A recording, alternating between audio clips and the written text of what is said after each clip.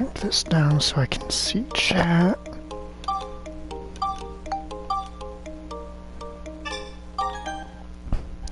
Oh, right. Some of my grinding after the last play session actually did involve Steve. And getting... This is Steve now.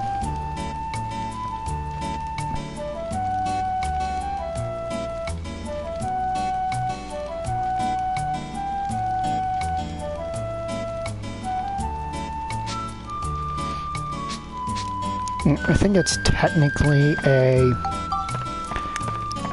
weaker setup than the other one.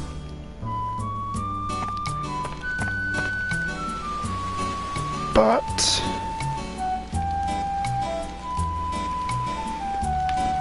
the trade-off is that it looks cool as heck.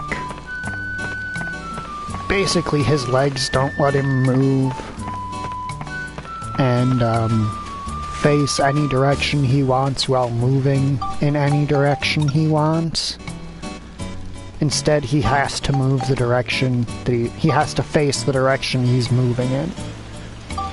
Oh yeah, after the stream last night, I banged my head against a wall until I eventually got enough golf courses cleared to buy some of her outfit stuff. This is actually my preferred outfit for her. Well, barring the hairpiece, I only have that there because she's using a katana.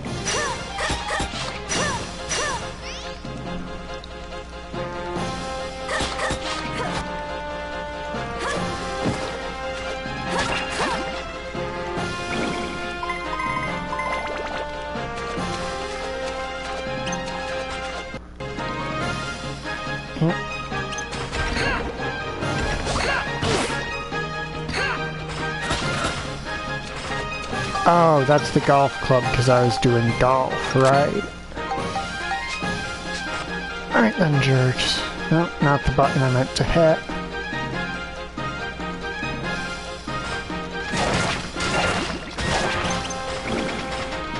I'm gonna get you guys!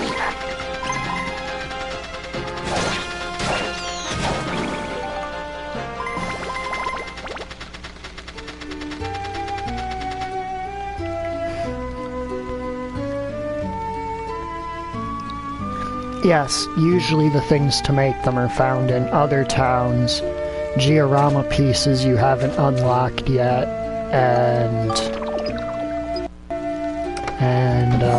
the future, once you get the ability to go to the future. Oh hey, that's the crystal brassard there is, let me go to it.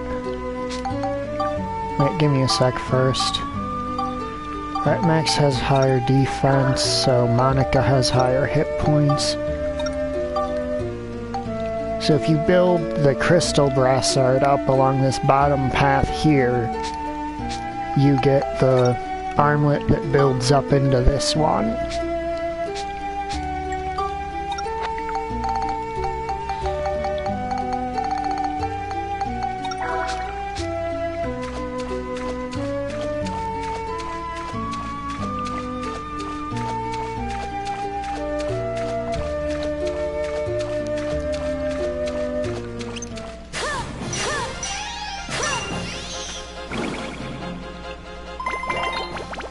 Oh, why did Cedric sound familiar to you?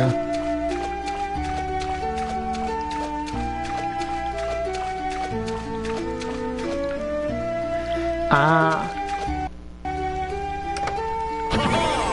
Yeah, that would make him sound familiar. Which shall it be? Very good! Well, I picked one myself. Honestly, I think I got the better end of that deal.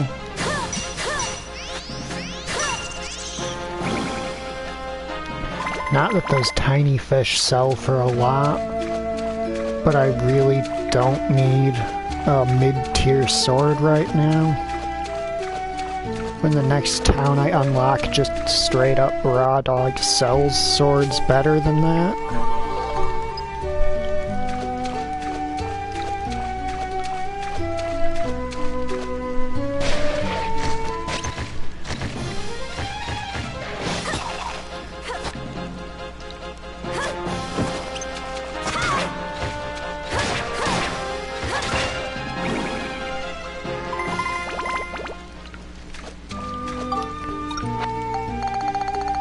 Honestly, I've got enough mid-tier swords here.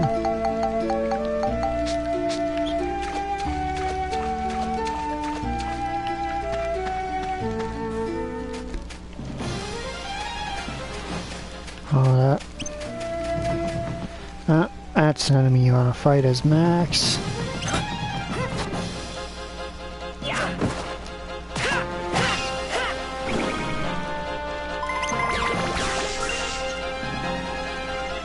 I didn't refuel Steve, I can't be running around as him.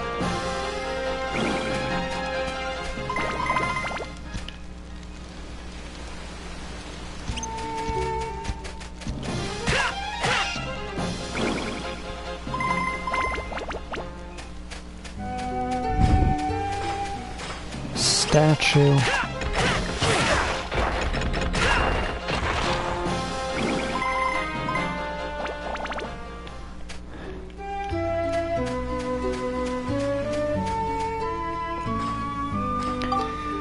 The ray gun I'm using, you can either procure a magic gun during chapter 3 or 4, or you can upgrade it from the Jurak gun you get from Elder Jurak during chapter 2.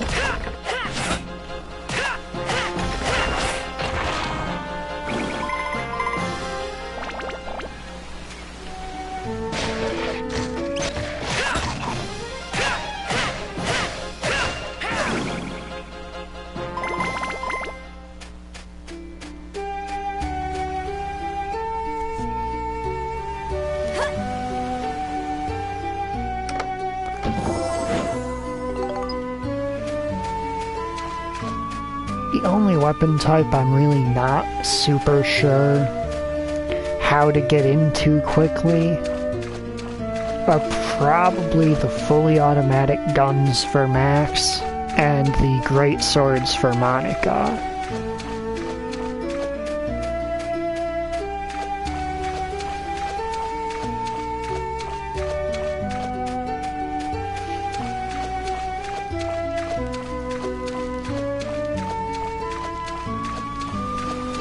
Anything in particular you're looking to get from the metal shop?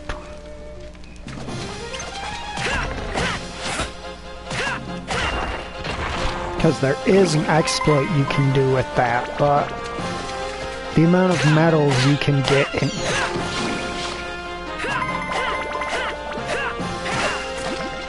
But the amount of metals you can get in each playthrough is limited.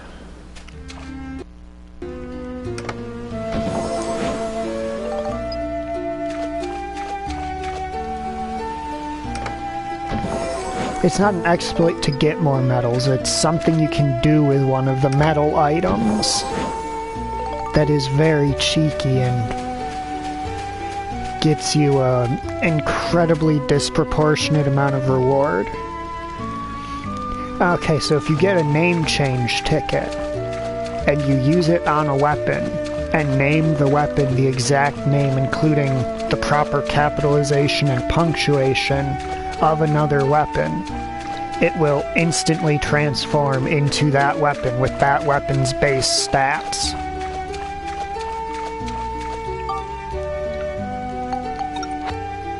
How many medals do I have? I don't remember. If I had 40 medals, I would kind of quickly show you. But I don't think I have 40 medals.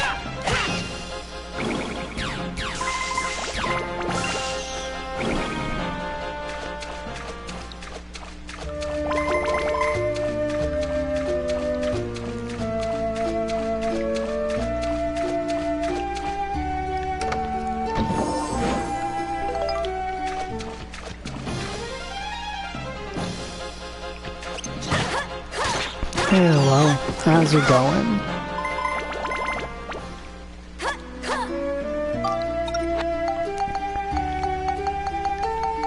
If you decide you want to play with that exploit, I can give you the names of weapons that are actually worth doing it for.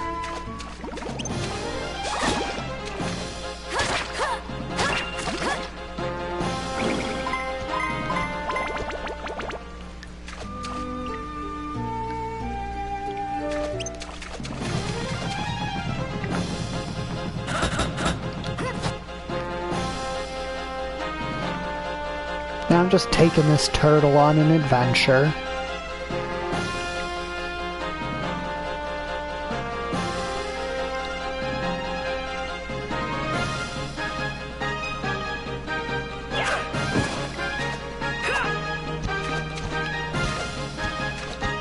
Alright. Sorry dude, you're too close. Can't interact with the chest with you that close. Get in there for me.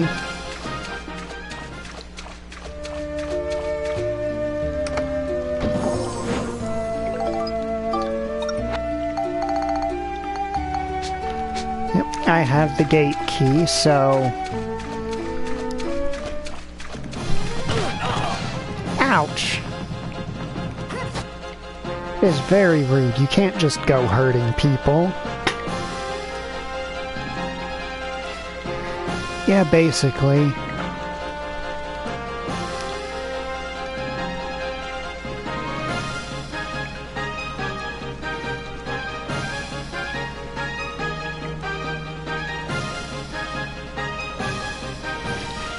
And this trick here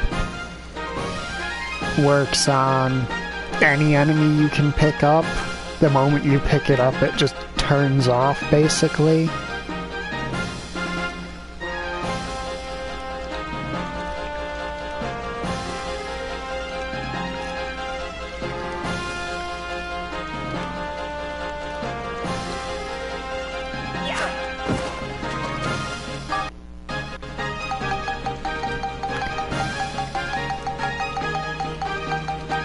Alright, that's our friend. We're going to name him Turt Russell.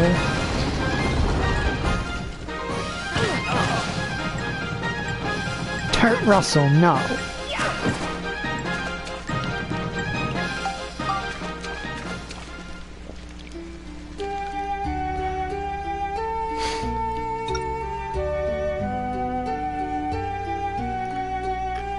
Use only Max's gun. That's gonna be a bit of a rough one. Max's guns have the lowest attack power of any weapon type in the game and suffer a fairly nasty case of damage fall off over distance.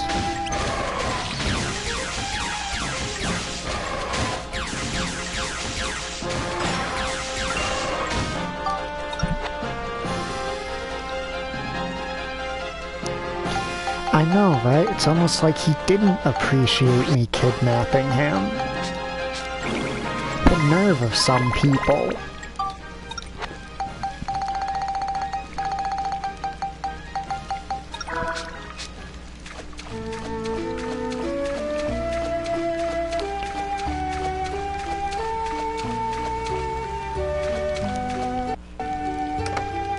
Yeah, just... these monsters thinking they get to have basic human rights. What's the matter with them?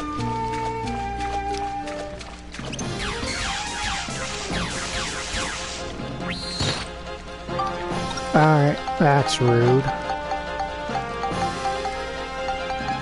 And I don't have any heartbeat cherries.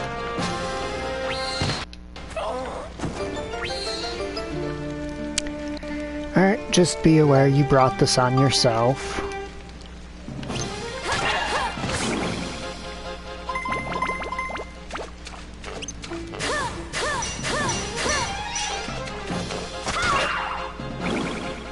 Because you've ruined my challenge, so I was gonna go for the challenge of only using Max's gun to beat things. But you had to ruin that, so now I'm going to be a jerk. Just know you brought this on yourselves.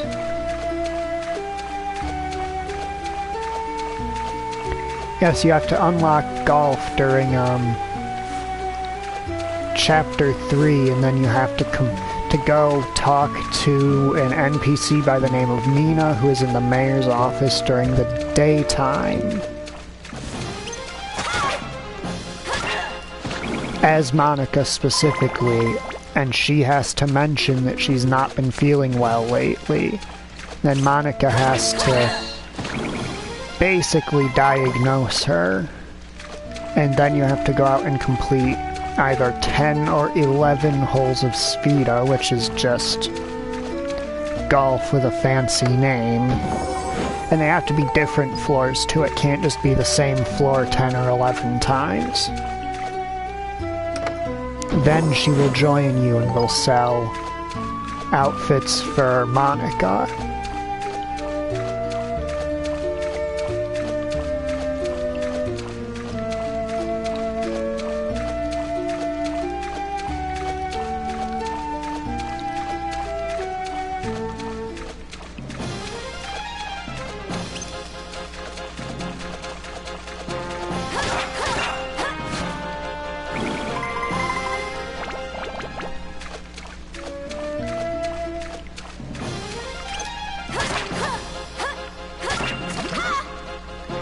Odds are prior to getting to Chapter 4 it's going to be pretty difficult. But I guess not, so what you need to do is intentionally fail the first hole of Speedo with Monica watching. So if you succeed that hole you get a swan, which is an item you can purchase in the future in Chapter 3 anyway. But if you fail you get a turkey, which you normally have to wait until Chapter 4 to get, and it's your putter, and as a result, tends to work better for most of the game's dungeons in terms of golf, since they're places that it's very dangerous to hit the ball super far.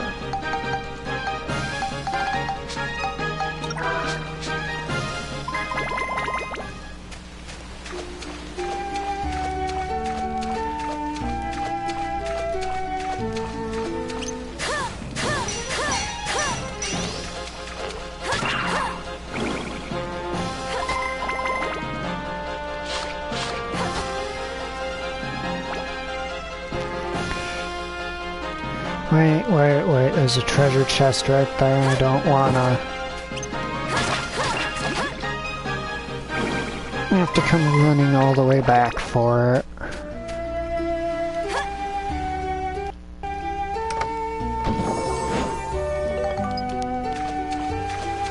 A roof rock.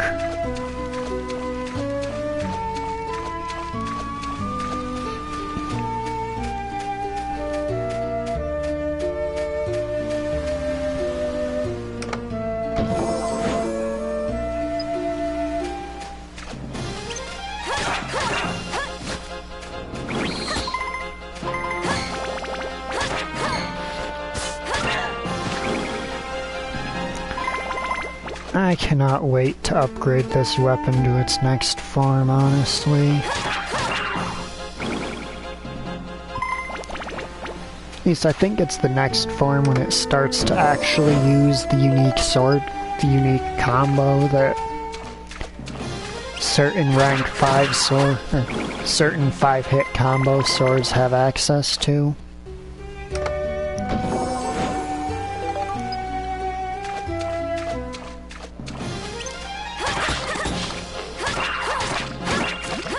I believe its next form is the Amano Murakumo, which is the second best katana in the game. Is also a weapon you can obtain, I'm pretty sure, through golf. In one of the back... you unlock this game's version of back floors later, but in one of this game's version of back floors in the forest.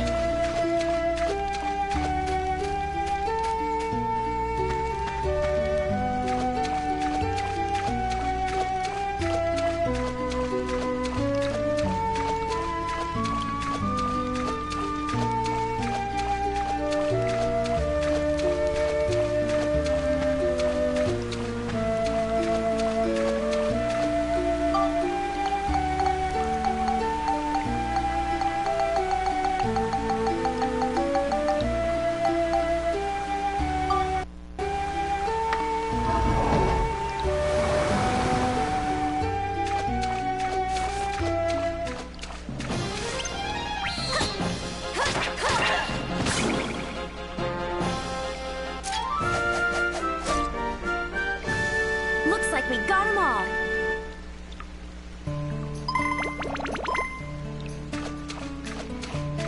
There's our geostone.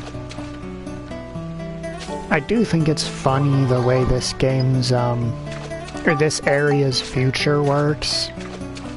Because in the future in this area, basically the main thing that they rely on to prevent you from progressing the future faster than they want you to here is they just don't tell you what you need to put in place for it for quite a while. Like, they spread it out over the dungeon. But the issue then is if you know what you need like I do, you can place everything and then sequence break the cutscenes.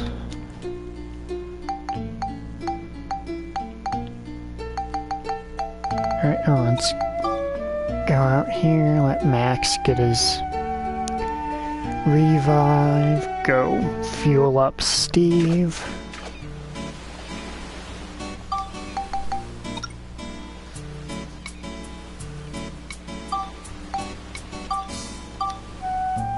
Since this station's very small, I can just jump back to the station. And Cedric should be nearby.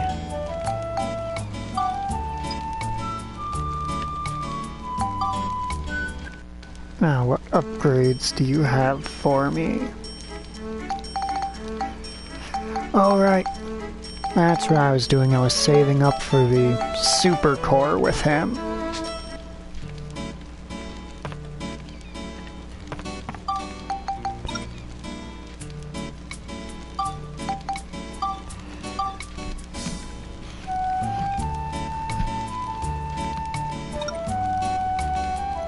Ah, sand maulers. Such a lovely enemy type.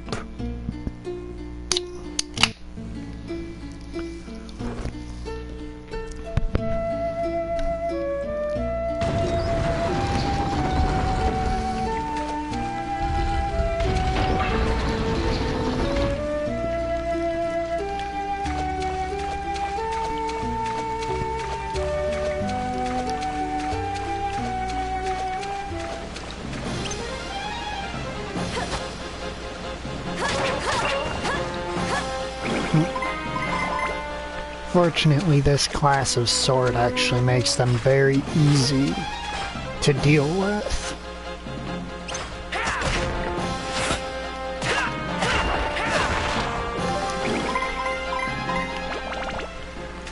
So to explain why that is, basically sand maulers are very low to the ground enemies. And since your combo opener with this sword is a vertical chop, you can hit them even when they're ostensibly under the ground.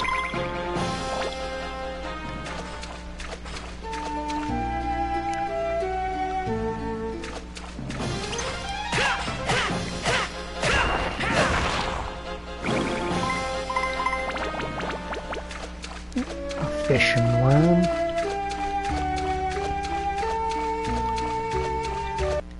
Some treasure chests. I usually get suspicious when the game places this many treasure chests all next to each other.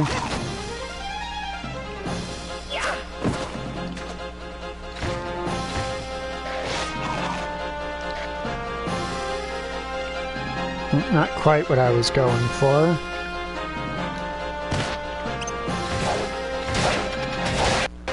Let me at 'em.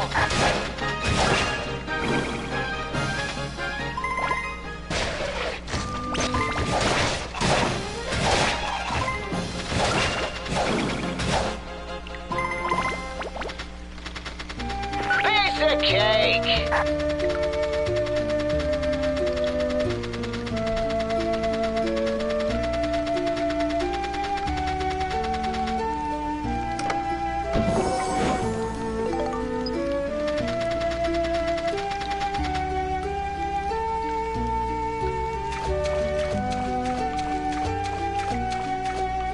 This floor's headline enemy are moles, so I should probably run around as Monica.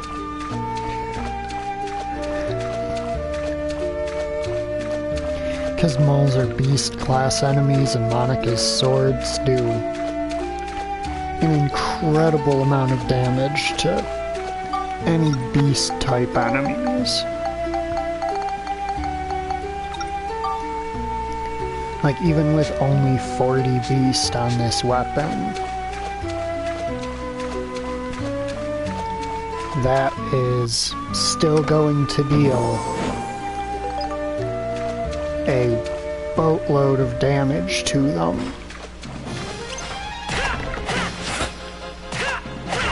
It's kind of like how Max's wrench does solid damage to the golems,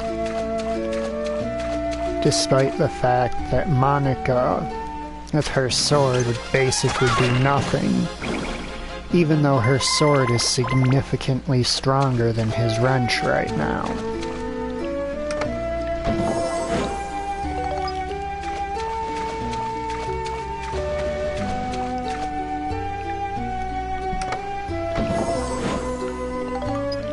Alright, sweet, that'll unlock that locked room.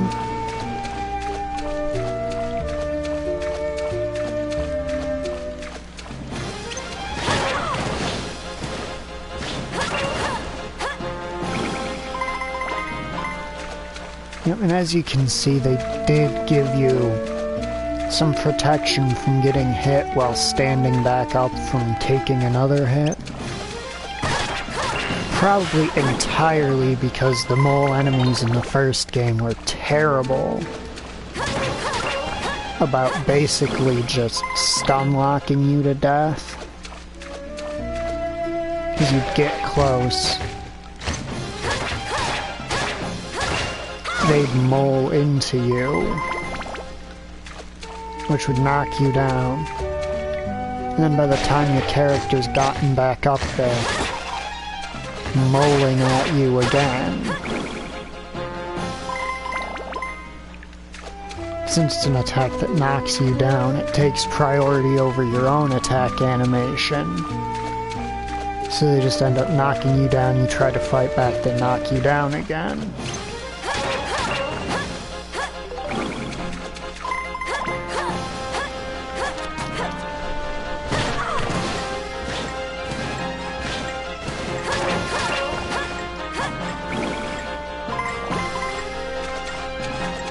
It was quite the pain. Hey, statue.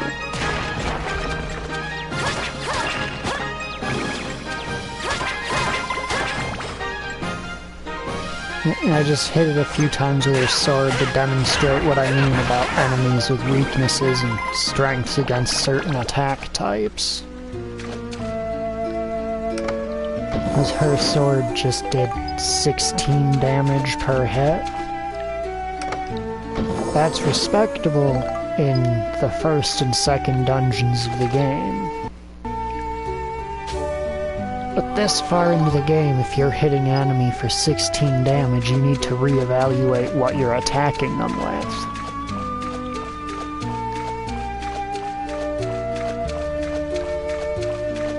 It's also part of why neglecting one character in favor of the other is a really bad idea in this game, since you never know where you'll come to a dungeon where they're effectively the only thing that does consistent damage to an enemy type.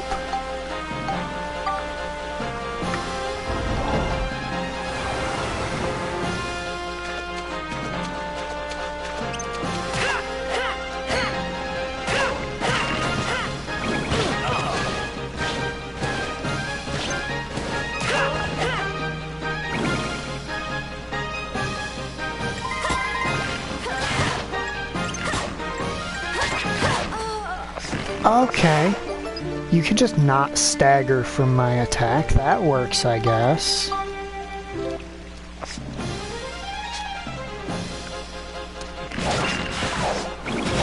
Though I should warn you, things tend to get painful when you down one of my characters.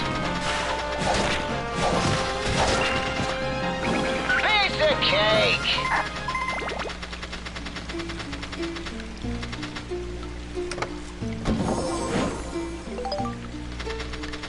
Let's go, Max.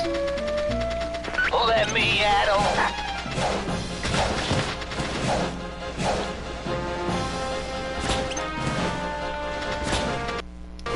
Wait till they get a load of this.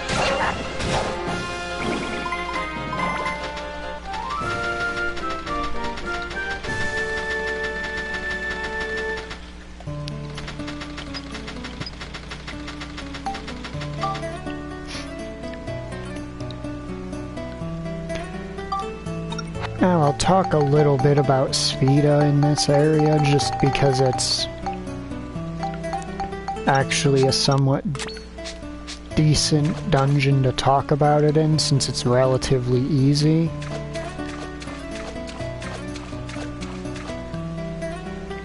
Oh yeah, that's not going to be hard at all.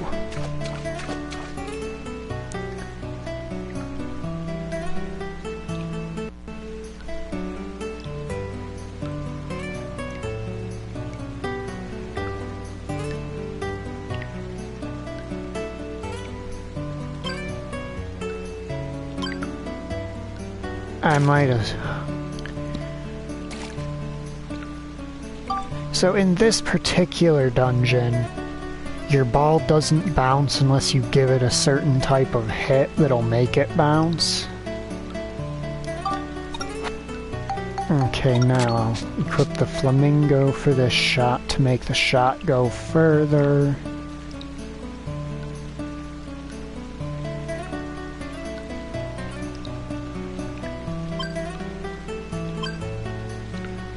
That's not a great shot.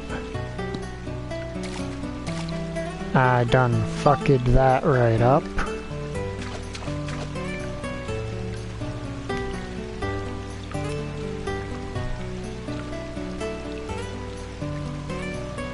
Alright, now I wanna go.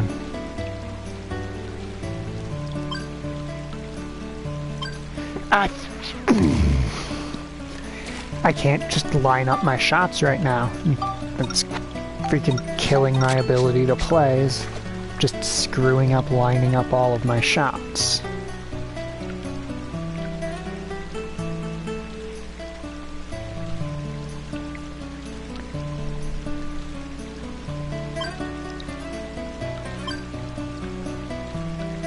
Now, a bit of topspin is required in this dungeon, because otherwise your ball stops dead the moment it touches the water.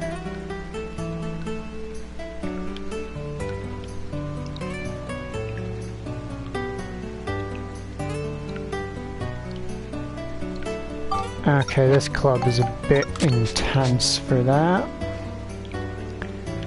So that number down at the bottom is not how far your shot's gonna travel in total. It is how far your shot is going to go before it hits the ground.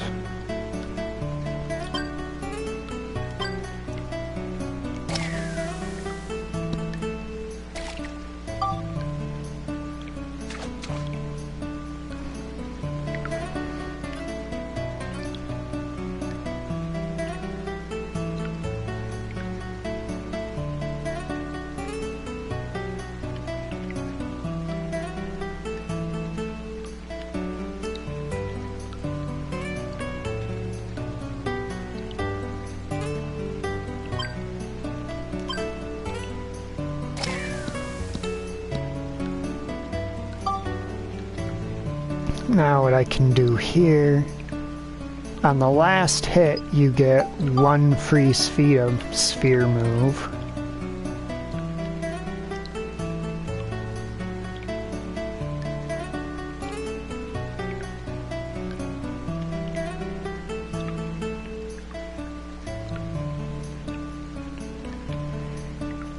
And I just fucked mine, didn't I?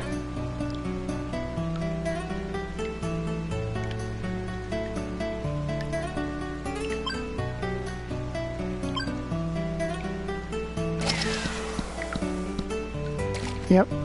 No, it was close enough.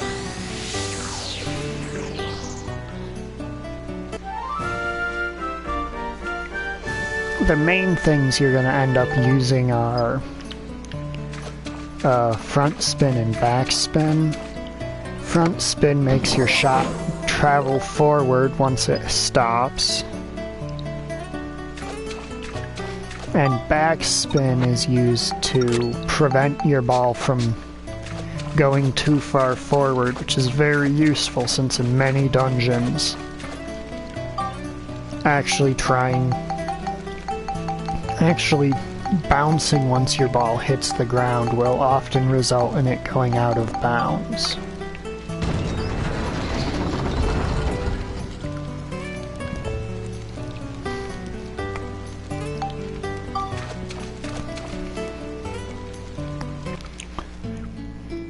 So you use the backspin to basically cancel out any and all of the, I want to say momentum, what the ball would have when hitting the ground, and I just realized it's called the bat den. Max should have this.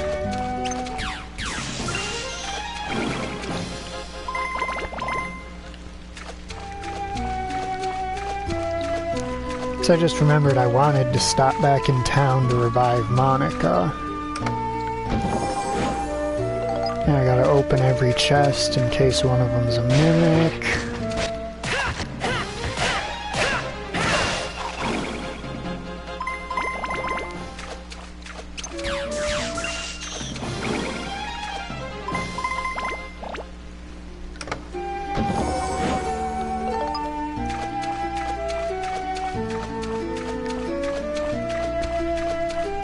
Since I'm not the biggest fan of actually leaving a dungeon,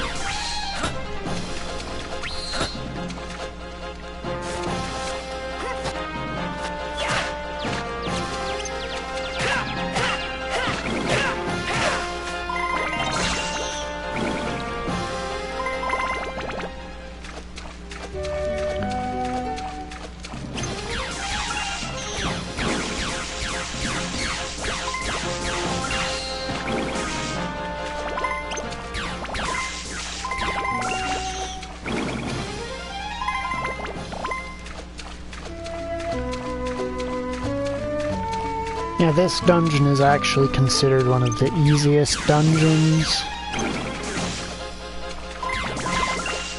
to do the golf courses in, basically.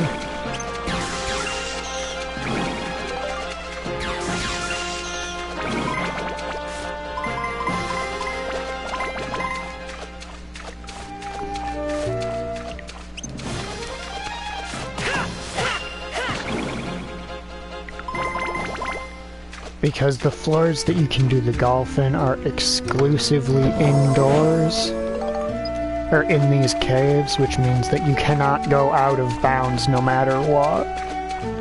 And you can't do chip shots to skip between sections of the level.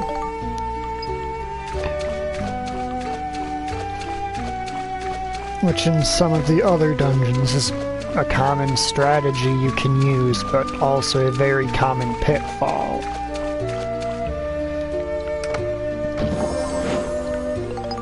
Since they're basically very high risk, very high reward.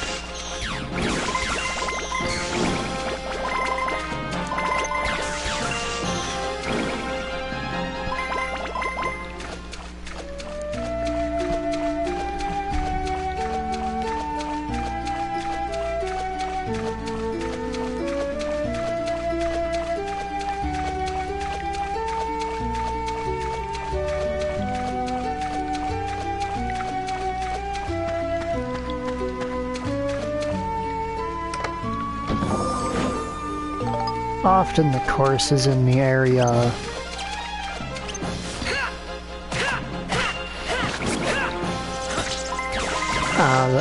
Balanced Valley often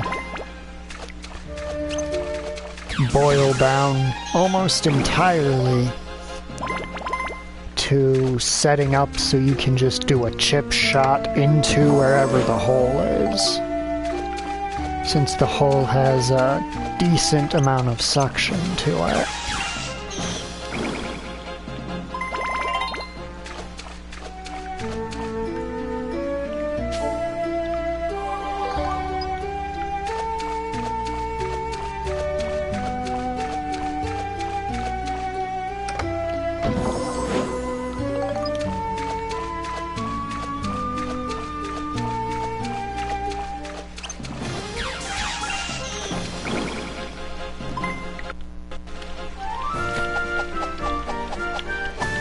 Alright, that takes care of you guys.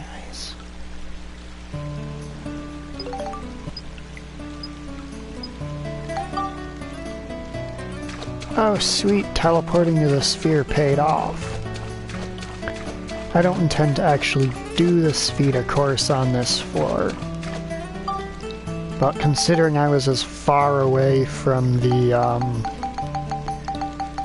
exit gate as I could possibly be, essentially, I figured it was worth a shot to see if it would teleport me closer.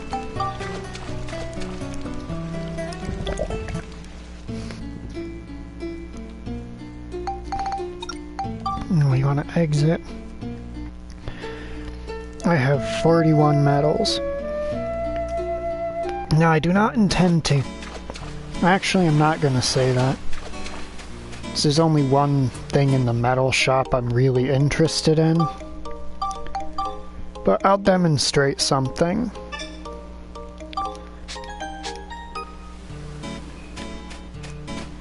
I'm going to demonstrate something quick. Because I want to show you this particular trick in action so you understand what it's like.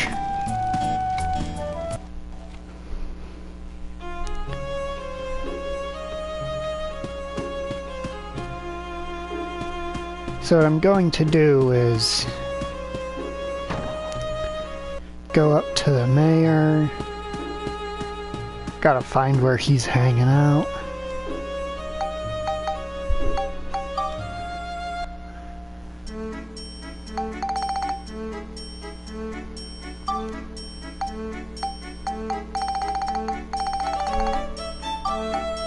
Alright, and now I'm probably going to load my file after this because I'm not particularly interested in doing this.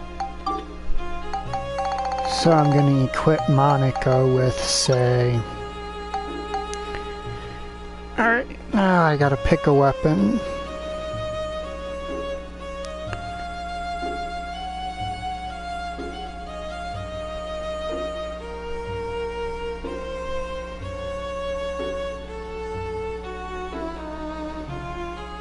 That's how I'll take this back after I'm finished. I will get myself intentionally killed by enemies to revert back to that save. So as you can see, this is a basic longsword. Nothing special about it.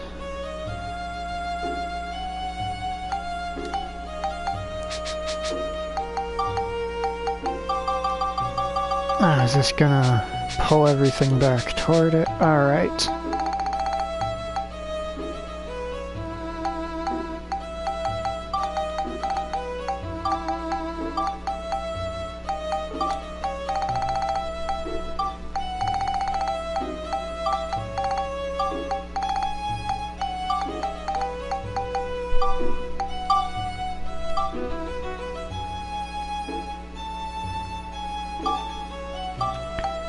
Now, as you can see, my totally normal longsword is still a totally normal longsword.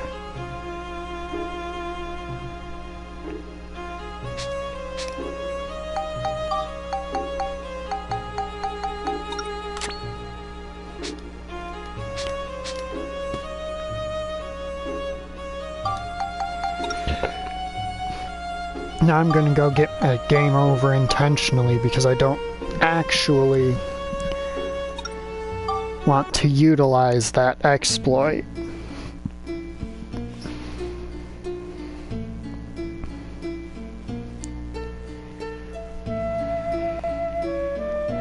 But I guess I can show you why I'm building toward using this weapon on Monica myself. So this is Monica's normal sword combo.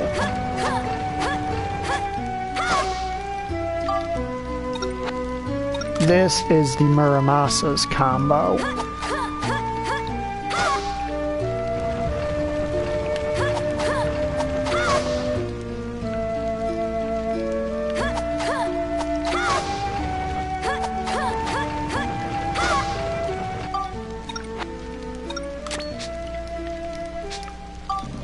And for comparison's sake, here's a short sword weapon class which has the fastest attack speed of any of her weapons.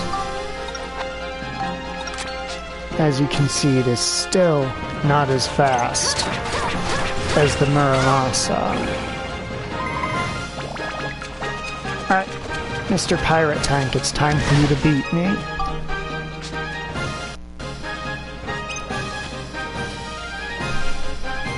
Trying to hit me and hit me.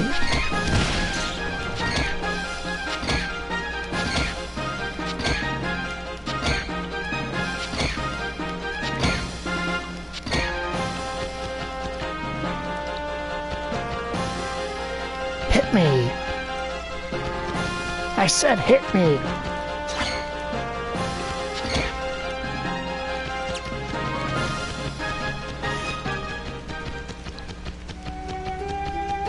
I specifically turned into this form because it has far lower stats than Max and Monica in any regard. I think it knows I want to game over, and now it's just trolling me.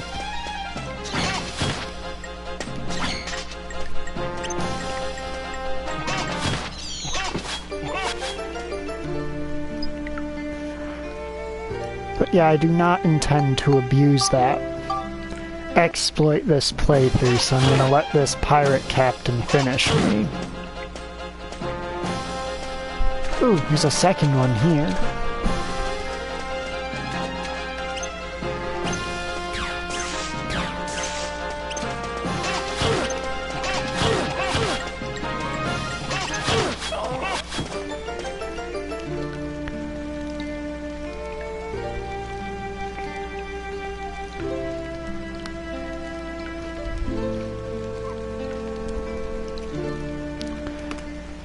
But yeah, the moment you get 40 medals, you can transform your weapon into any weapon in the game, basically. But you only come with that weapon's base stats, which means it will be objectively weaker than if you had earned the weapon the correct way.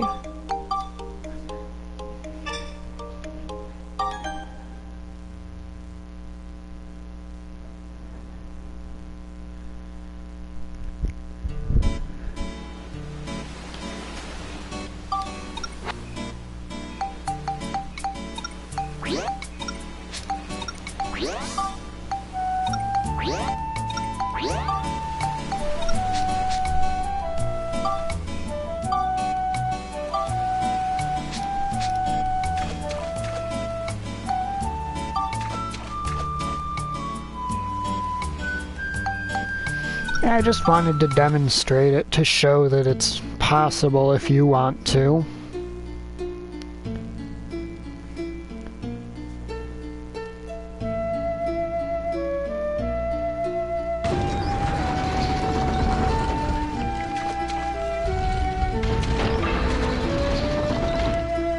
That said, I'm definitely personally going to use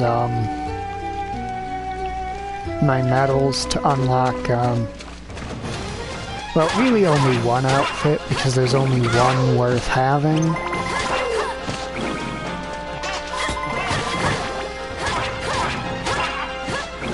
That you can get from the medal shop, in my opinion.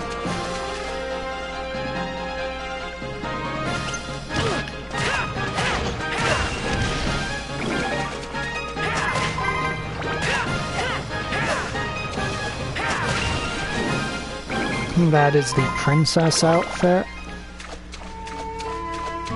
So I am one of those people who does not agree with the idea that the, leopard bikini outfit for Monica is actually a good-looking outfit.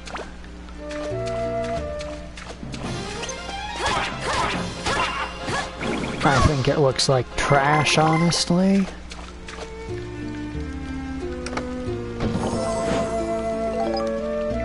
Because not only is it leopard print,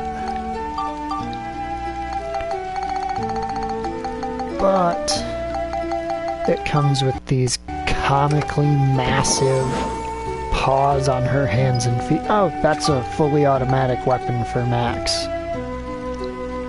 I guess I can briefly demonstrate full auto guns for Max.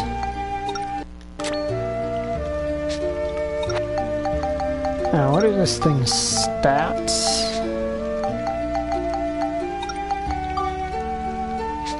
They're not terrible. Maybe I'll actually build it up once I get, you know, far enough in the game to get infinite money, basically. Which is an exploit, I will tell you, if it works in the PS4 version, is 150% worth doing. It doesn't hit hard enough to deal damage to the enemies here. That is so cute.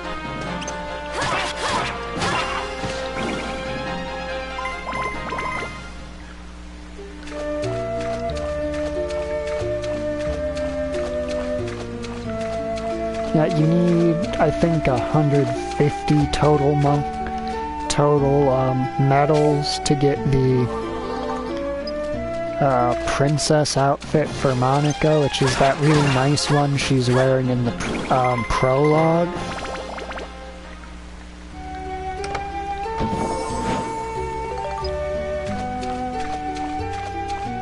And then other than that, I'd say the only real things worth getting from the mayor's medals would be, honestly, name change tickets, but not to use for purposes of turning them into weapons that are way stronger than the ones you presently have, but rather name change tickets for purposes of turning your weapons into weapons with high base stats that you can then turn into synth spheres to put on your other weapons to max their stats out.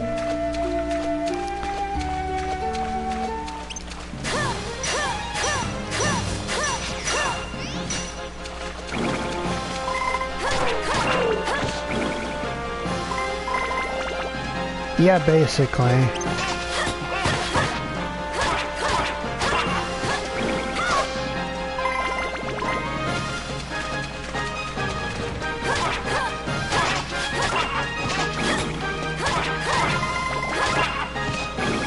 Once you get, like, you know, because every weapon in their final tier gets, like, double their base stats in, actual stat caps.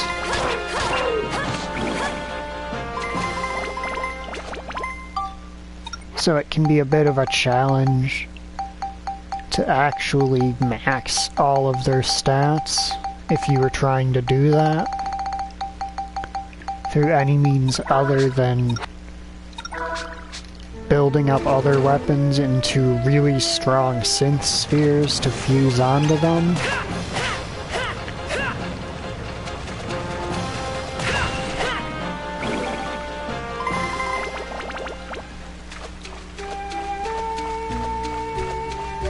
Even then, honestly, I would turn them into the stage before, probably.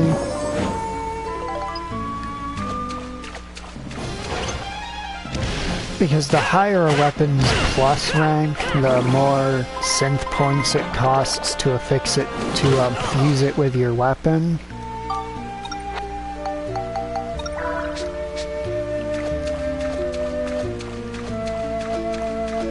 And so if you get them at exactly level, like, say, 5, to basically any level that's a multiple of 5 is worth it, but if it's not a multiple of 5, then you're basically leaving synthesis points on the table.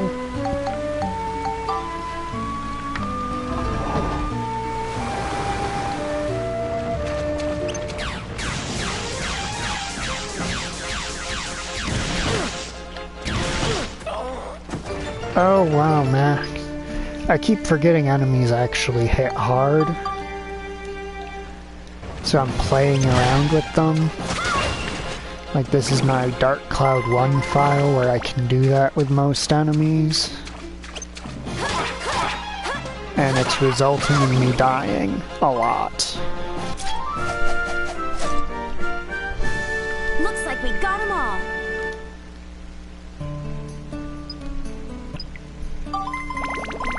I was gonna say I'm pretty close to the exit, so I don't actually want to take the risk of getting teleported as far away as possible.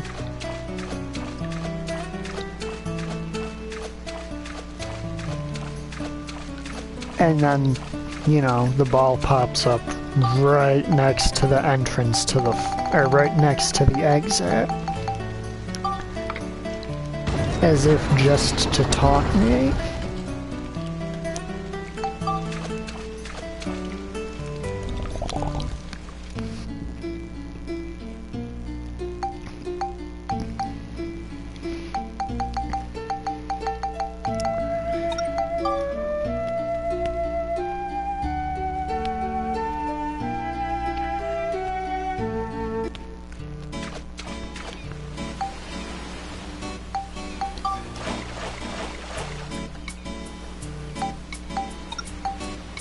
Cave of Ancient Murals.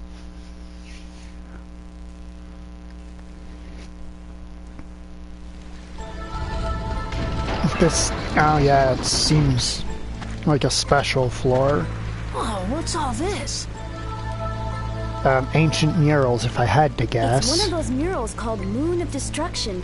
They discovered a whole bunch of them in my era, too. Moon of Destruction. They show an imaginary world where the moon comes crashing down, destroying mankind. Nobody's been able to figure out why there are so many of these things, or what purpose they served. Majora's Mask. And what's the point of so many murals, all exactly the same? Maybe the ancient people were trying to tell us something with these murals. You may recognize this because it's the game's title screen. Tell us something? Oh, I don't know. It's just a hunch. Something about them makes me think so, I guess.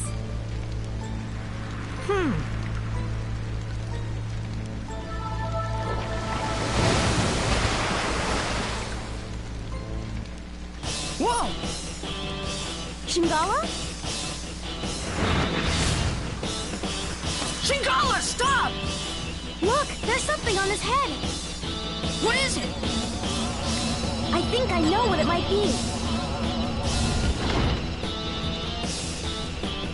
How? It's a control Shingala, device. what's going on? Shingala, stop it! It's no use. Look at Shingala's head. There's some kind of device there. I think he's being controlled by it. Look out! Save the bunny. He's not gonna listen to us.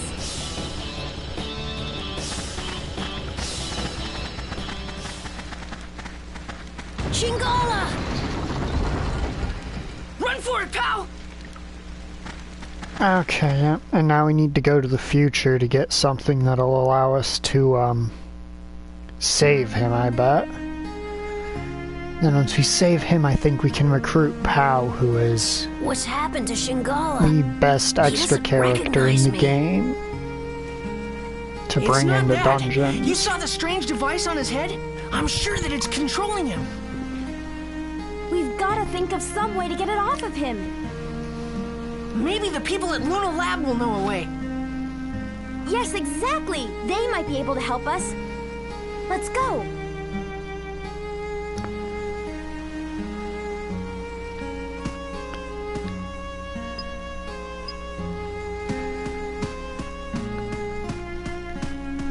Here we are. Yeah, and since you've completed several floors today, there's actually going to be items in the Luna Labs now.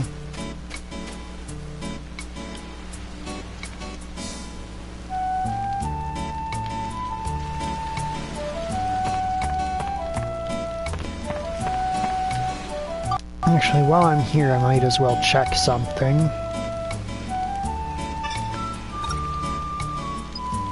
Iron stand, iron shed, iron stairs, bridge block, block 3. All the stuff required to unlock labs 1 and 2.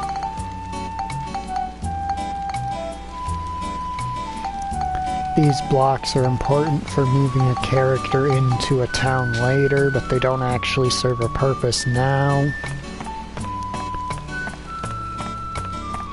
Basically, there's a dude who insists that he has to live somewhere that's high in the air.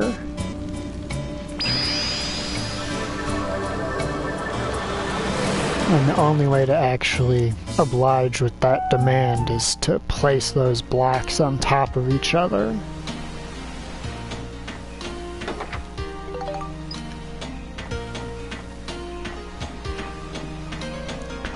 And now it's time to explore this future section to get a bunch of items to offset the fact that my characters keep dying because they're squishy.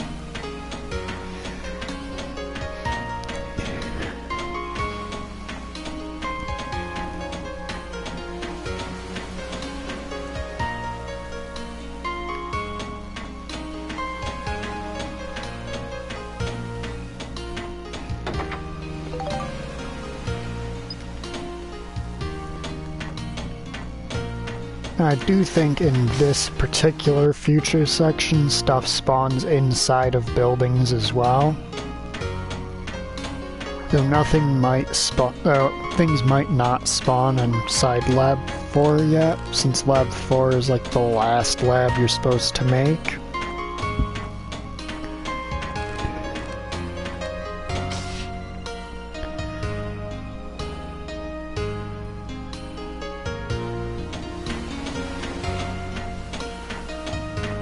Basically, you,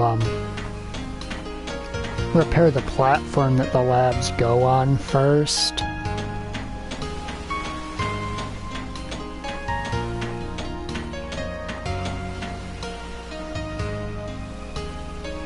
And as a result,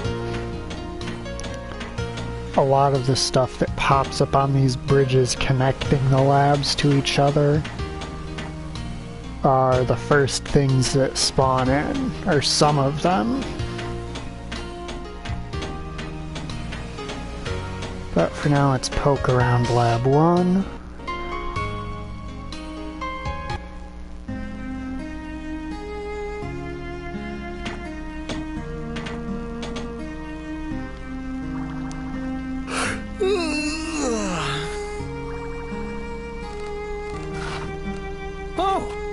Oh, hey, it's Oswald. Are you a little Or lab Osmond. researcher? Indeed.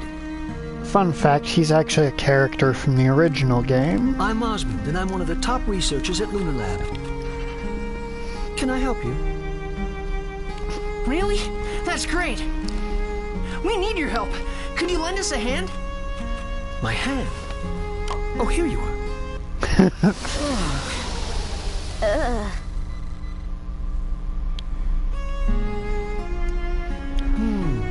So this sea dragon is under mind control. Well, in that case, we'll have to short out the device that's attached to its head. Yeah, shorting it out would work. But how? To do that, there's an old invention that I think may help. Ooh, he's excited. He's really hauling. An electric worm. Yes, so much Electric nicer. I have to say, visually, he is a lot more appealing when he's actually How do we walking use that? around. As a party member in the first game, he flies around on like a helicopter Feed thing. it to the dragon. When he eats this worm, it'll send a strong electric pulse that'll short out the device on his head. Great! Hey, wait a minute. Do Shigura even eat worms? Good point. Shigura definitely eats fish, but maybe not worms. In that case, feed the worm to a fish first. Then feed the fish to the Shigura. How's that? Sounds good. But wait, how are we gonna get a fish to eat that worm thing? Do you always have to be so negative? I bet you don't have too many friends. That's not true. Oh, and that's why in one of the other labs they were like, yeah, First I know you catch you. a fish, right? And then what you need to get the fish to eat the electric worm is an aquarium. Fish pick and choose their bait when you're fishing, but in an aquarium, they'll eat almost anything. Aquarium? Yes, you don't have to be a top-class inventor like me to make an aquarium. Why don't you make one yourselves? So how do I make it? Come on, figure it out yourself. Oh, well, okay. I suppose I could give you some tips. A wooden box, a window, and a fountain. I bet you could find that stuff in your own town. A wooden box, a window, and a fountain. Got it.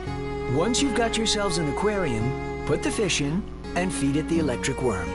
Then feed the electrically charged fish to the We gotta shigura. catch another Don't forget fish. that. Good luck. I hope it works. Great. Thanks, Dr. Osmond.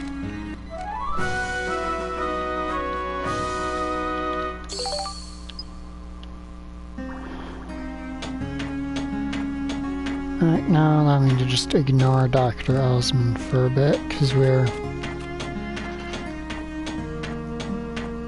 rummaging around to see if there's any chests afoot. I know why would chests be afoot when they're part of your torso, but you never quite know with these games.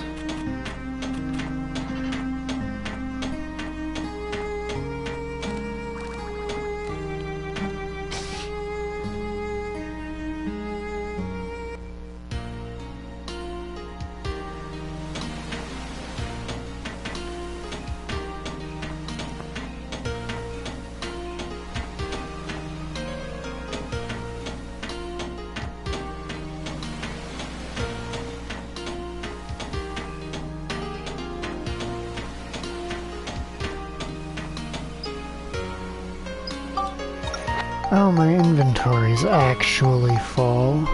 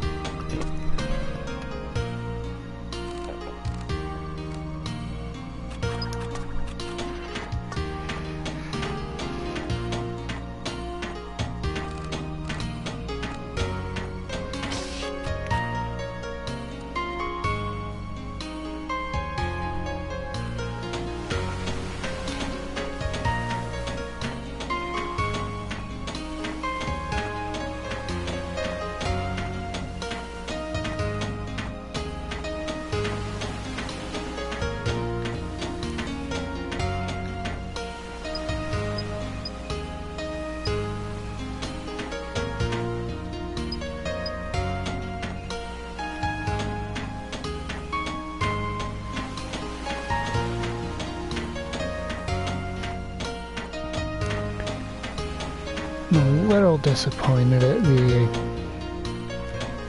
relatively unimpressive haul in terms of future chests. But we do still have half the area to go. And we have yet to restore the quote-unquote main facility.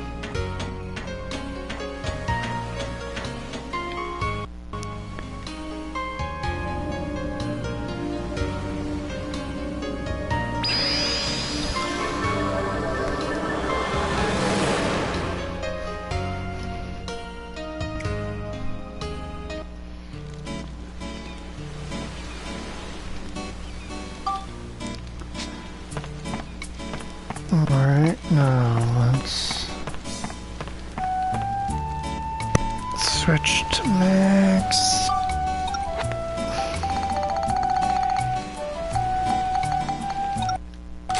Equip my damn dirty fishing pole. Give myself a meaty.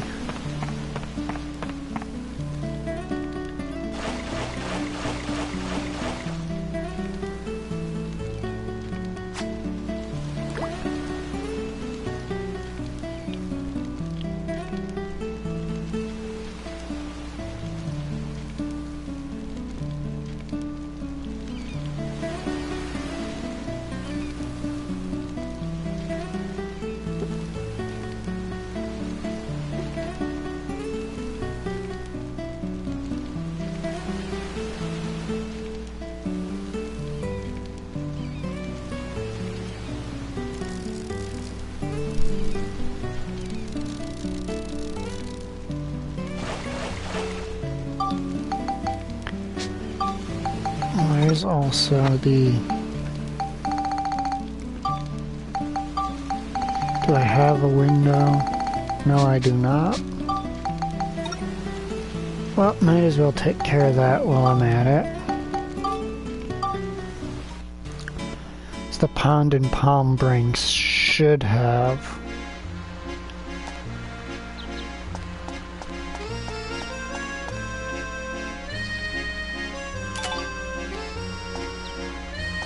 Right now let's hit the fishing pond,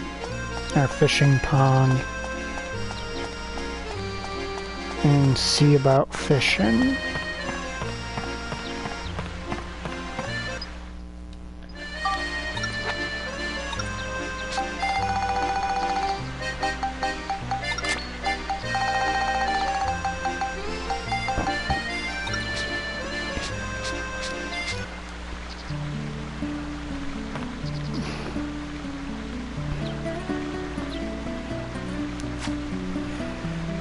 Diamonds are very good weapons to very good items to spectrumize onto your gear.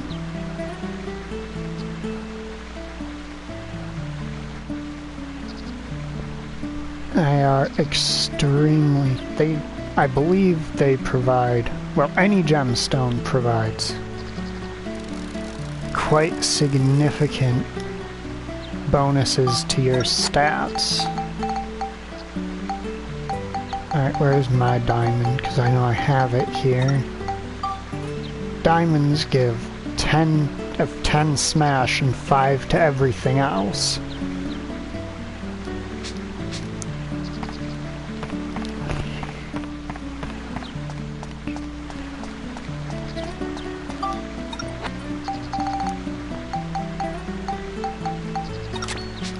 So basically you just put them on almost any weapon because any weapon can benefit from an all-stat boost.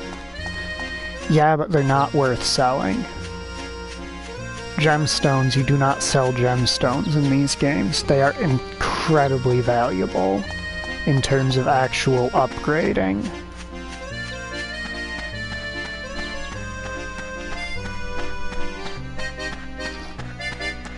Like, they're never...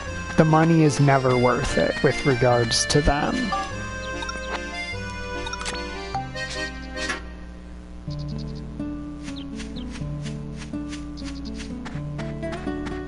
Especially when this game has infinite money exploits you can pull off later.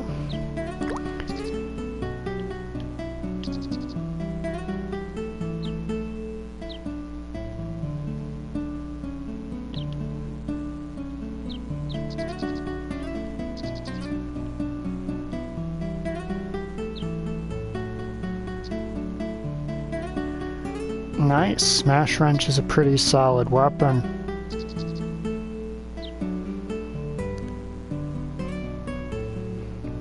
I think the Smash Wrench is 2 or 3 weapons behind the one I'm using on max right now. Just gotta be careful, because I think one of the weapons the Smash Wrench can build up into is actually a hammer, which will change his combo and make it a lot slower. Though a fair number of people don't actually mind his high-end hammers, so it's not like it's a bad weapon choice.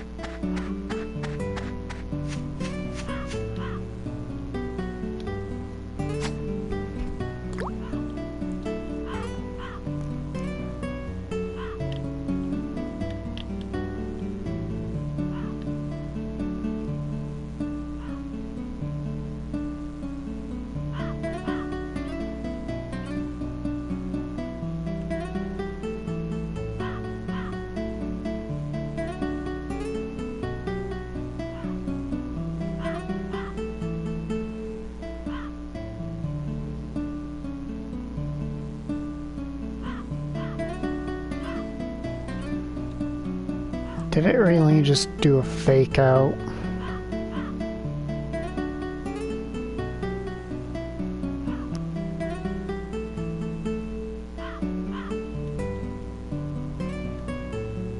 Like a fish was going to take my bait and then didn't.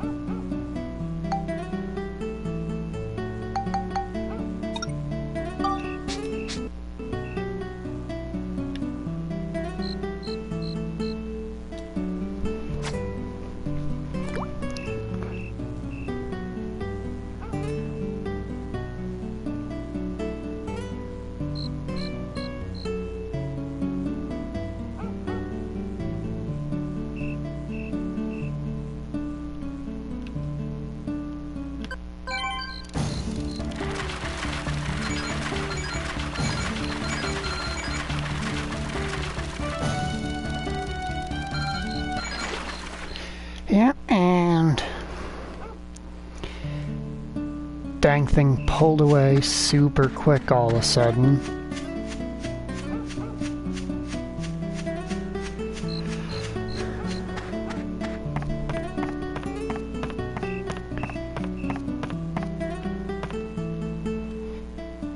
It honestly kind of feels like my only option is to just fucking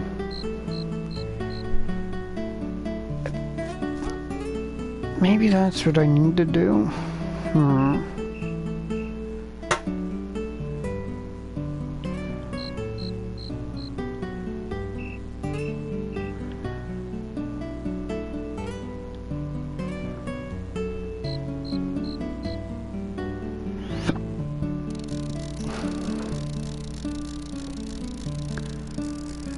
Okay, no, I cannot fish from this spot if those lights are just gonna keep flickering on and off right in my face.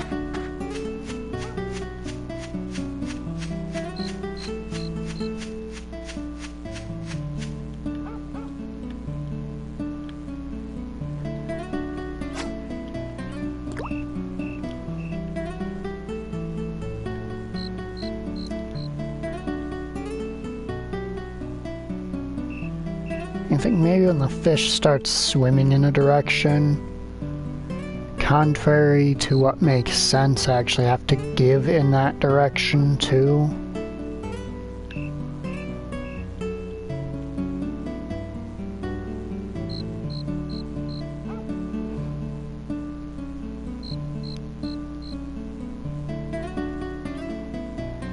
Even though in most fishing minigames, in games, if you were to do that, that would let the fish escape.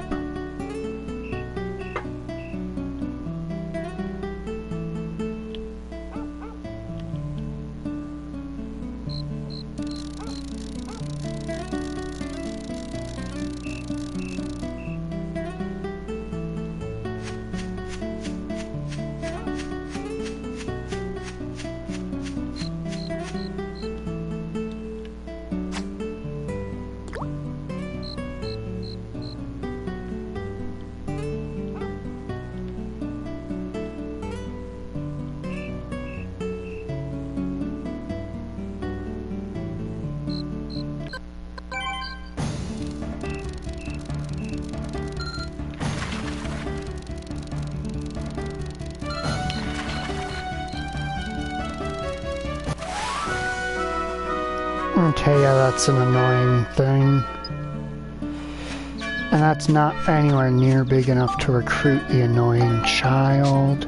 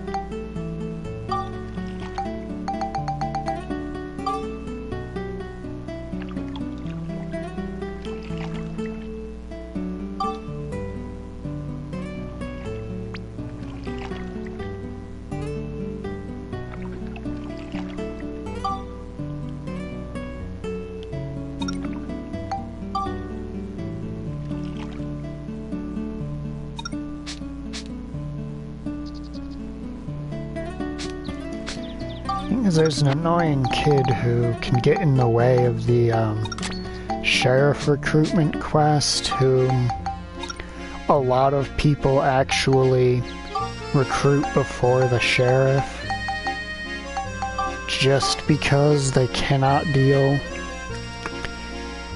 with him getting in the way of that quest. You have to catch like a 60 centimeter one of the fish I just caught.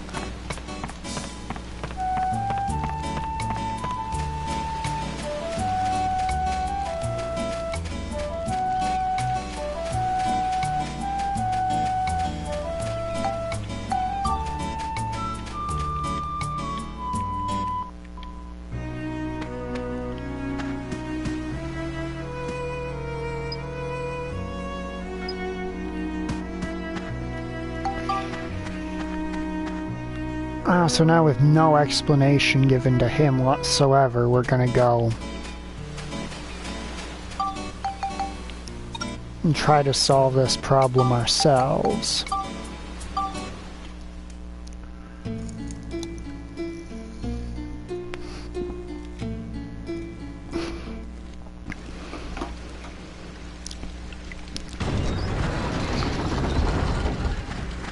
Without having the one person who actually...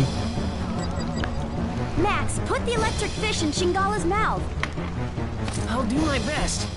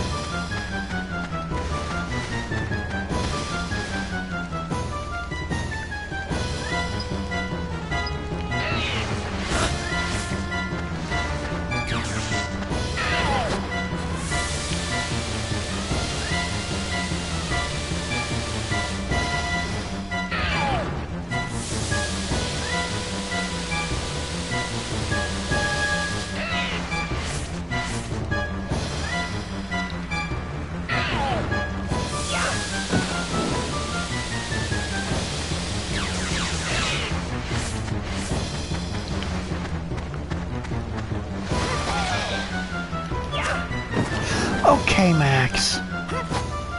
I could really do with you not sandbagging the throw super hard right now.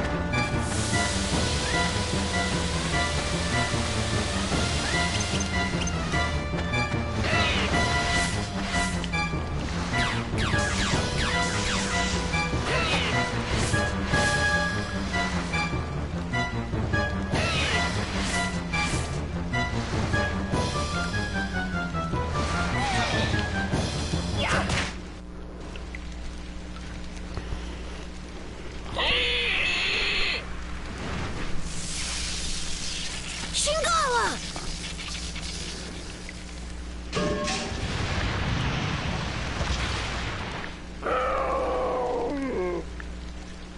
Shingala!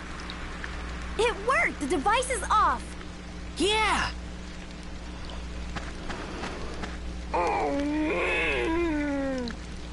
Is he alright?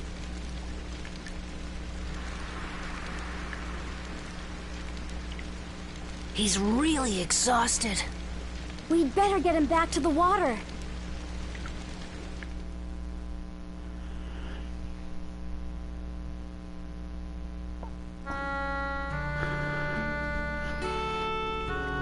What are you doing following us in your condition? Huh?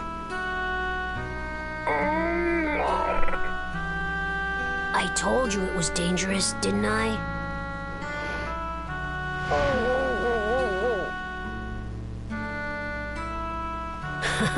What am I gonna do with you?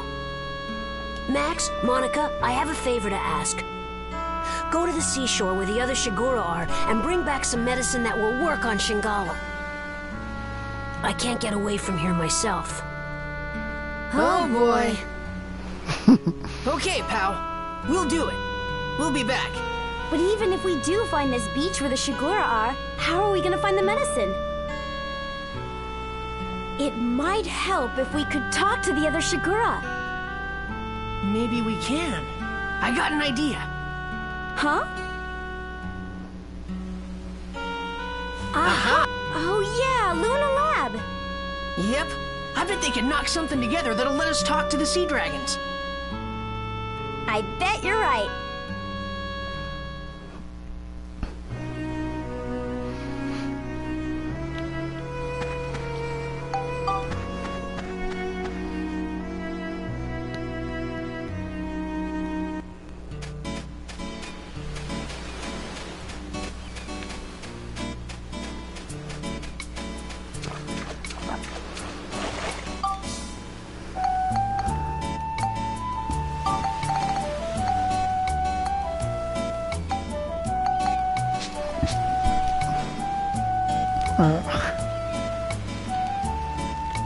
God. Frustrates me that the bottom parts of that list are basically just waiting on the main quest of this area to finish.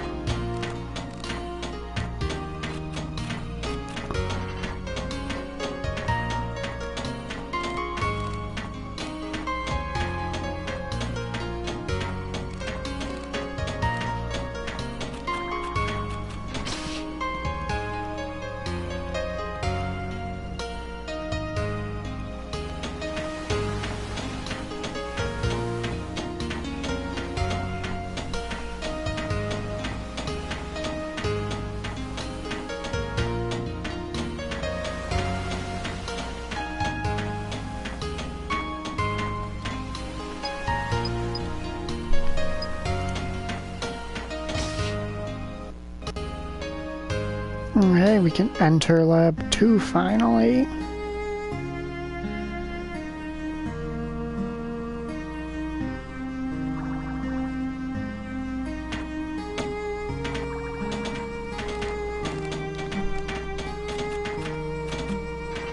Hey there, I'm Dr. Knob. I'm the head researcher here. But you're a... I know what you're thinking. What's a kid doing in a place like this, right? Yeah, how come? You shouldn't judge a book by its cover. This lab relies on sheer ability. The more brains you have, the higher your position. It's only natural. So that means you're the smartest person here then? I guess you could say that. By the way, I know about you folks recovering the origin points Griffin destroyed. And now you're on a quest to restore the world. I just had the computer run an analysis. I even know what you're searching for. What? Really? A device to talk to sea dragons, right? Huh? Don't you want to go 10,000 years in the past? Oh, well that too. But first we need a machine to let us talk to those sea dragons. A Shigura translation device. We already have one of those. There's one already? Yes, Shigura are very important creatures to us here at the lab. Once a year they come from the South Island to the shore here. When they do, they bring a stone called the Luna Stone with them. That stone has the mysterious ability to rapidly increase human brain power. Thanks to the Luna Stone, this lab is home to the world's best thinkers. So it's vital that we be able to communicate with the Shigura too. And that's why we've already developed a Shigura translation device. Hey, you! Yes, sir? Go get me the shell talkie.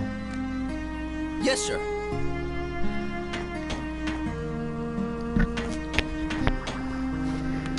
Thanks.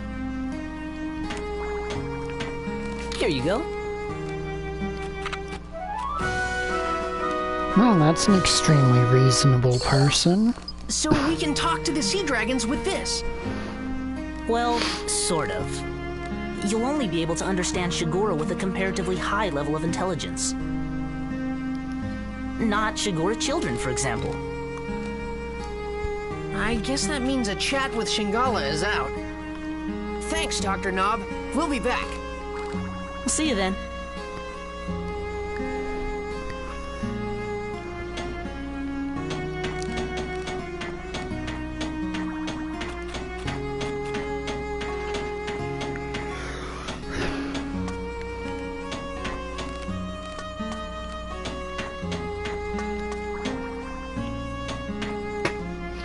Yeah, I know. Blasphemy, right?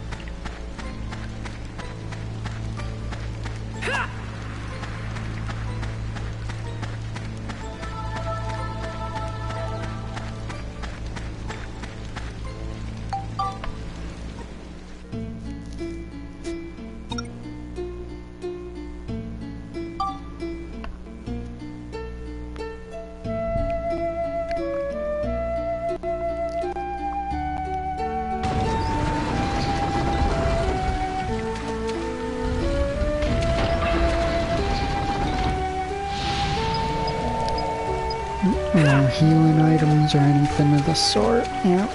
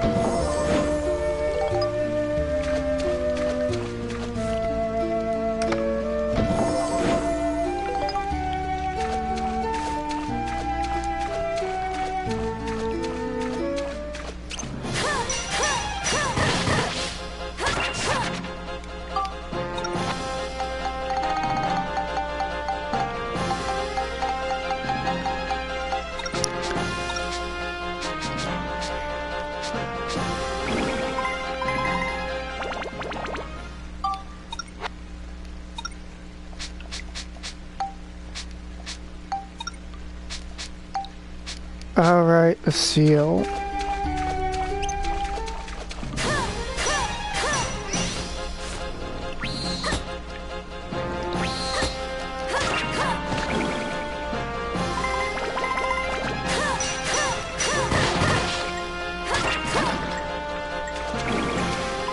God, fucking hate elementals.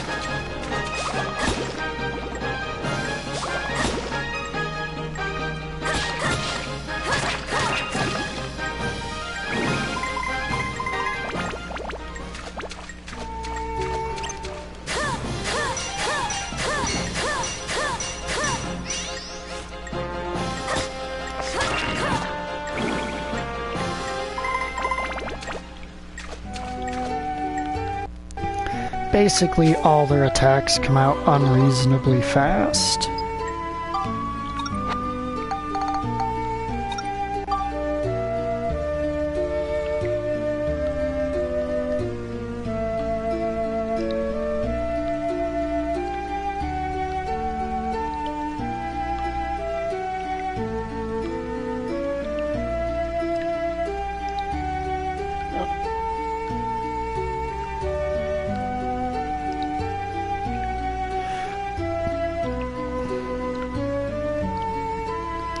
You know what? Just because I can, I'm going to get this up to its upgrade stats.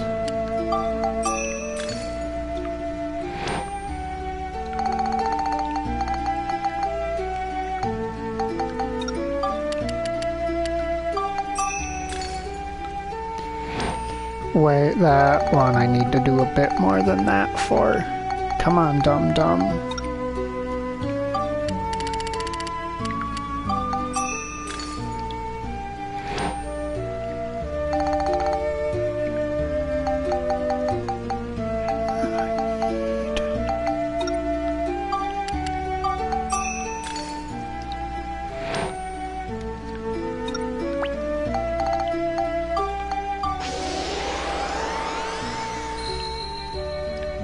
Even though I know it's gonna be a bit before I can actually upgrade the thing.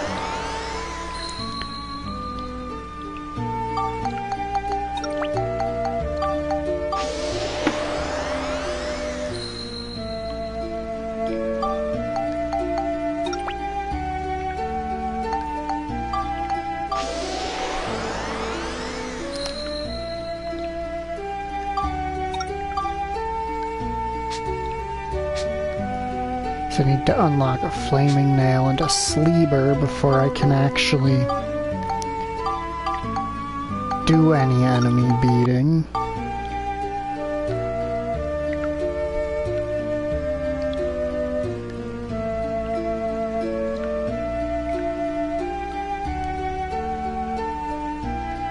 Which I guess I should just take as a sign that I'm basically already strong enough to just go, got the geostone, let's get out of here. Which honestly I might do for the next few floors. Just get the geostone, get the gate key, and get out.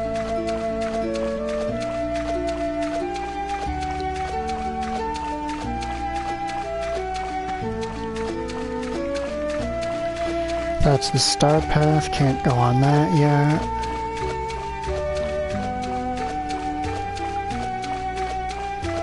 Because I do want to get to the end of this place by the time I'm done streaming today.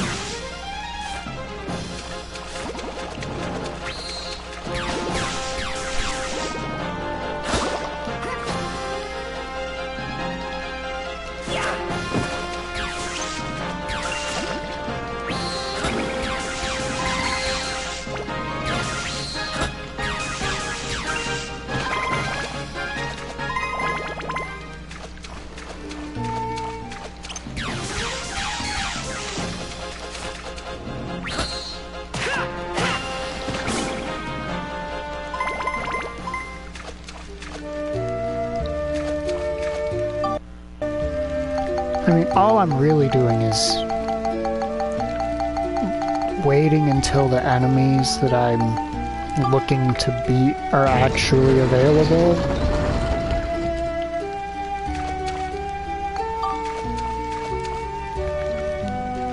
Which I think starts next chapter.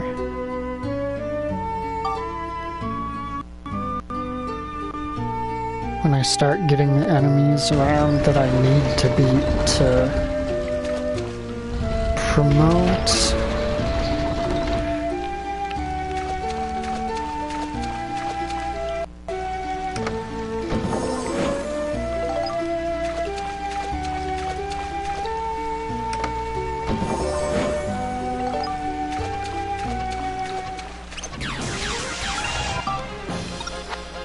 Hold up.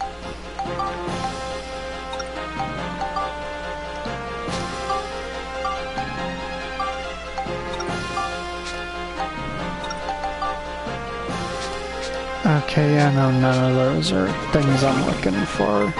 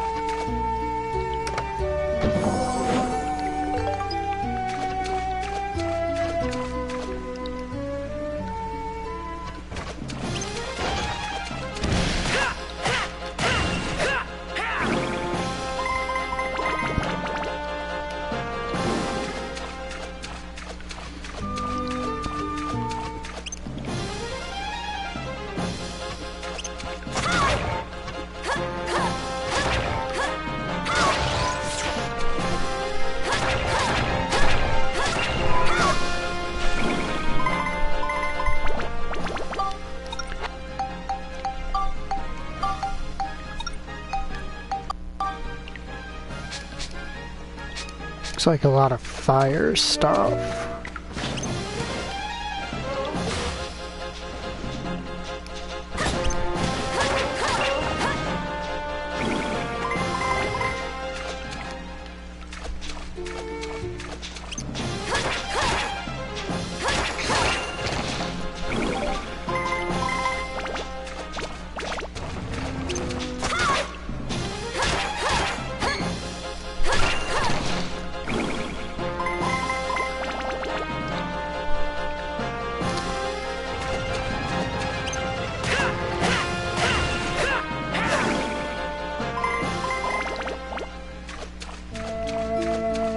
Things go my way, by the end of this dungeon I'll have basically infinite weapon upgrading material, so all I need to do is actually grind the weapons levels up and then start sticking the stat stones on them.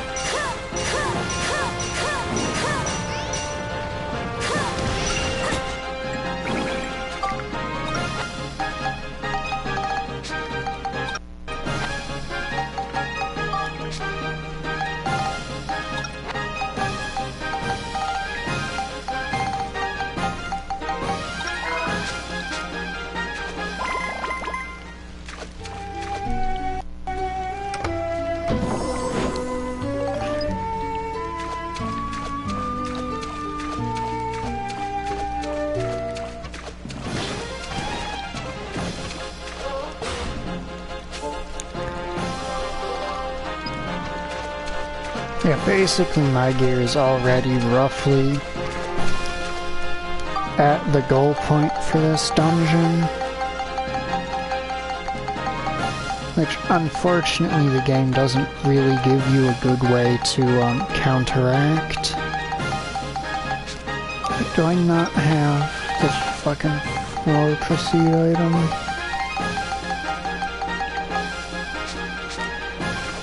Guess I don't.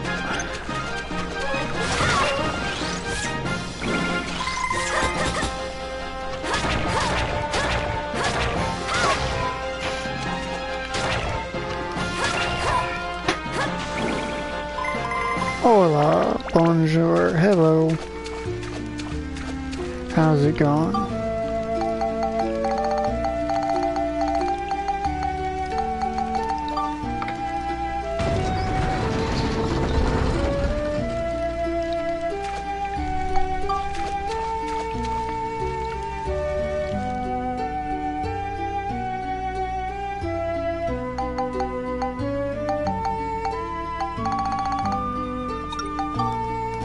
Pop back out here to get a free top off on my characters.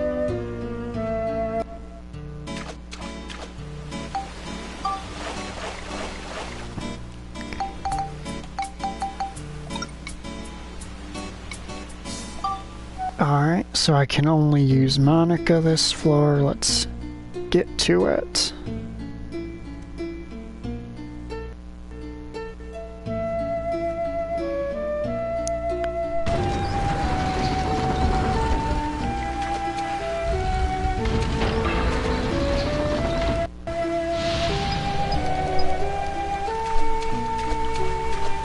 Means no Red at Lamilla, so no Max and no Steve.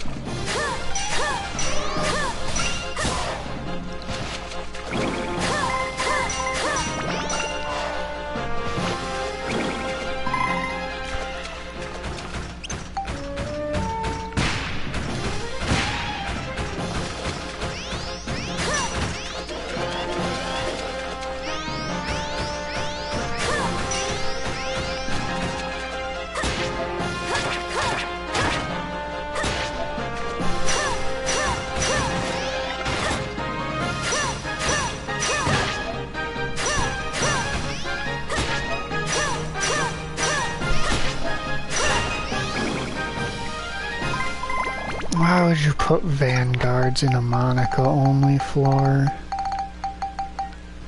What kind of sadistic jerk does that?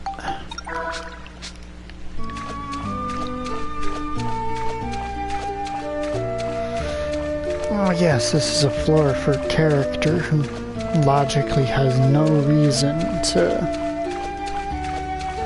ever actually consider fighting this enemy.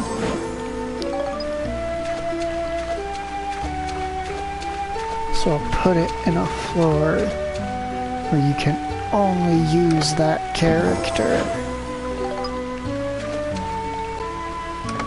That way you're forced to fight an enemy while dealing like 10% of your normal damage.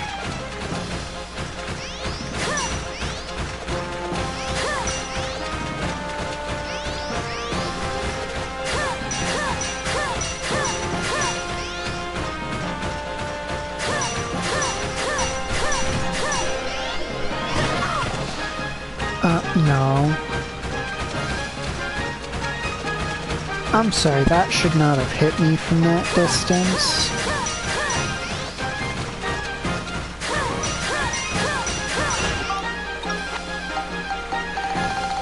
I like that they don't put enemies that just straight up invalidate Max's weapons in Max floors.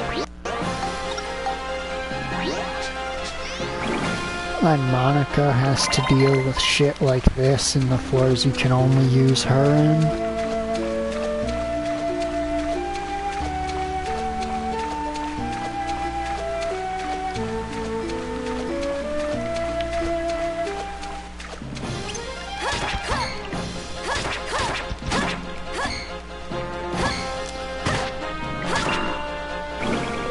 Like you may remember the tortoise class enemy. It shows up in the first Monica only floor where it's an absolute chore to fight. Because it's basically immune to her sword.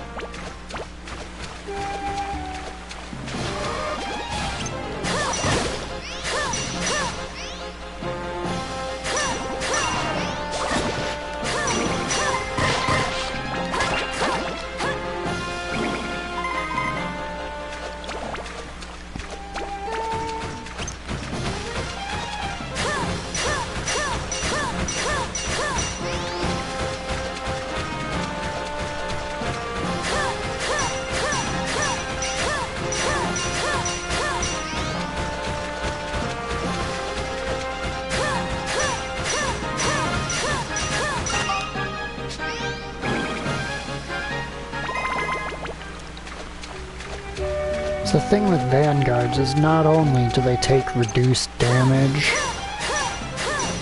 from everything that's not Steve to begin with, they also take reduced damage specifically from slashing weapons. Well, basically everything that's not a crushing weapon specifically.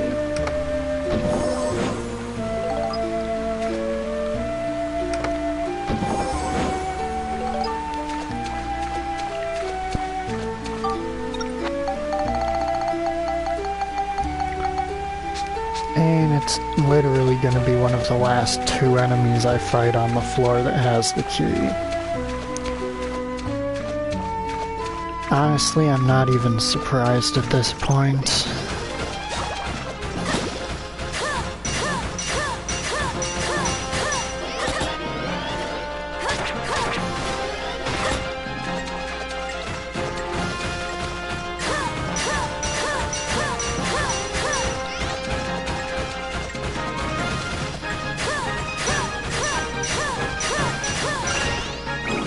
See, this is such an fun and interesting aspect of this floor. It's literally pulse-pounding action.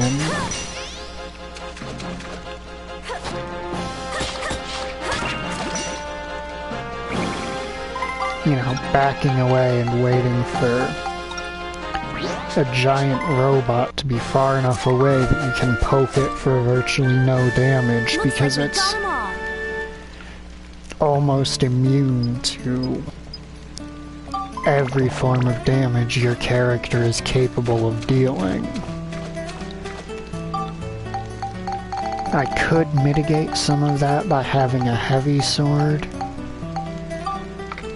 but honestly, the heavy swords I can build up to right now simply aren't worth it. Because next chapter, when I complete the next future area's weapon shop, it's going to be selling weapons that are as good as you could build up a great sword. What comes after the fishing contest? The Finny Frenzy. Finny Frenzy?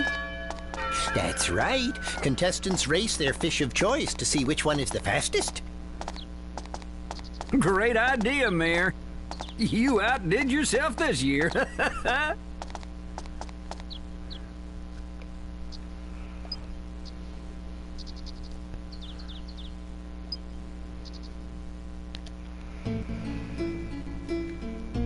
Well, unfortunately, it relates to the fishing aspect of this game, which is the one I'm least interested in. Alright, serpent. Typically, serpent enemies are vulnerable to swords. Especially this sword.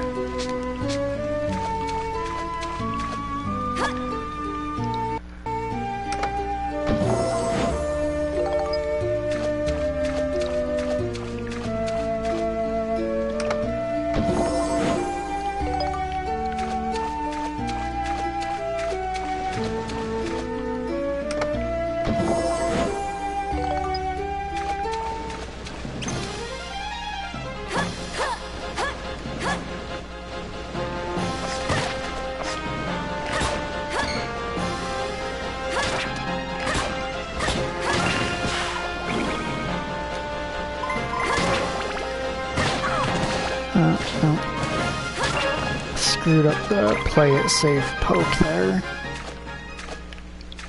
I already got my Luna Stone and I don't really feel like continuing to mess around with the enemies in this area when all of my weapons are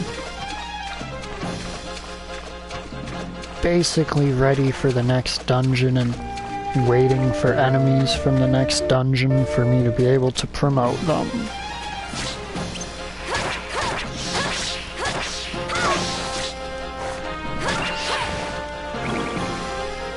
Oh, right. Snakes take reduced damage from everything that's not Steve.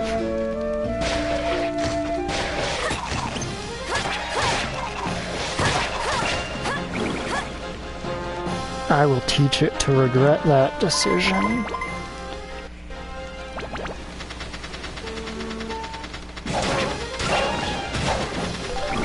Get lost, you runts!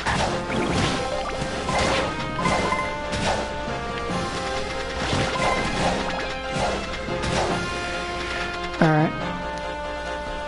Little mole bastard, fuck off. No one wants to deal with your shit.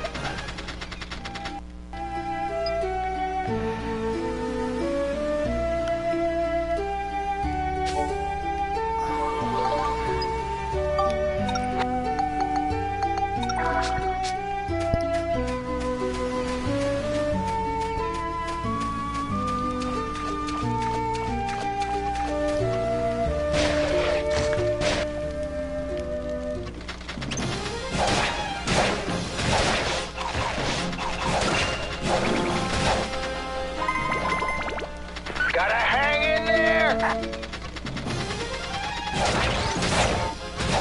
Get lost, you runts!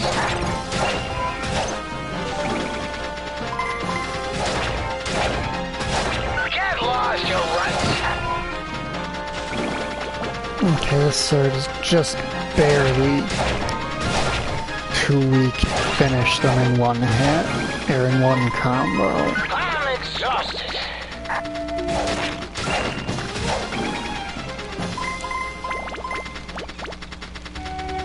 Yep, Spider Steve. Spider Steve does whatever a Spider Steve does. I'm exhausted.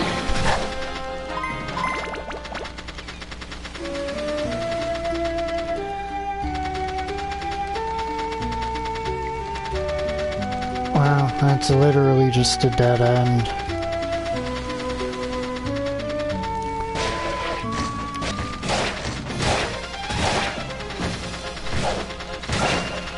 I will be doing basically a complete Steve remodel by the end of the area. These guys are tough. Not the sand molars. Not particularly, they just happen to have a favorable matchup against you due to being very low to the ground and the weapon I have on you primarily dealing in horizontal swings.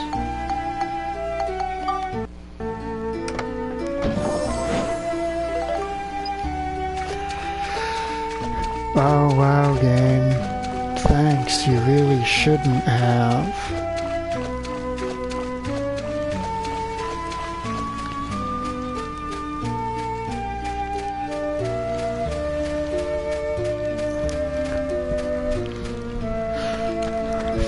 Yeah, back down to here since going up onto regular land was a waste of time.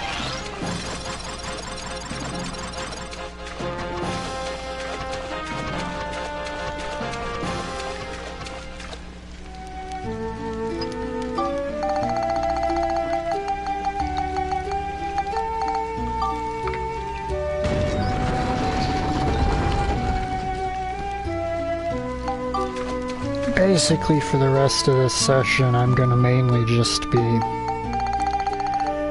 grabbing the geostones and running. Not because the enemies are actually a threat, because they're still... Not gonna say they're not a threat, because they are easily capable of dealing fatal damage.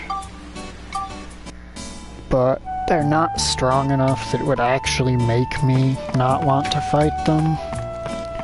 I just have a goal I want to get to by the end of this play session.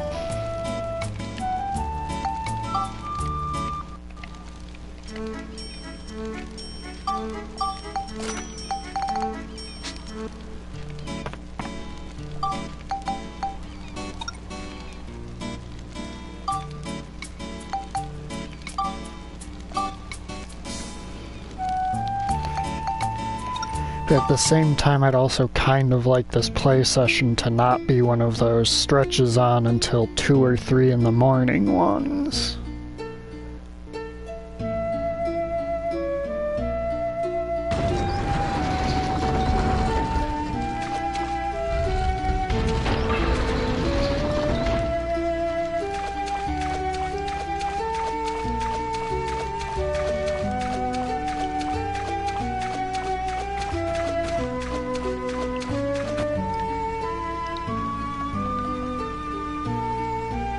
Right now, Max, into Steve. Piece of cake.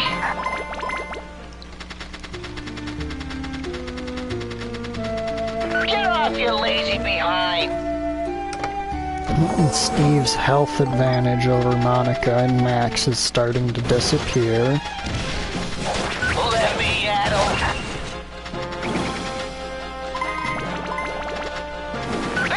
Cake. Leave it to me.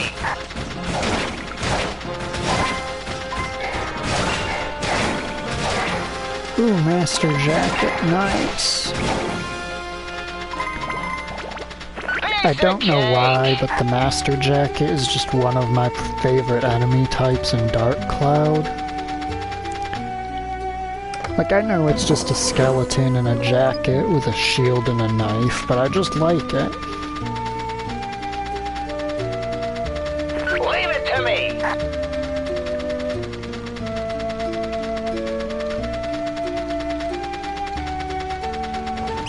I'm gonna get you guys!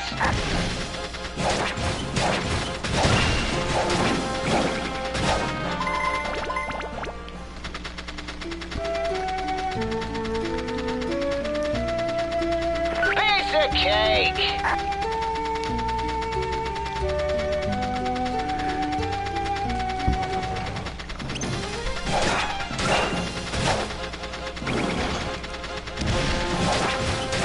Let me at 'em.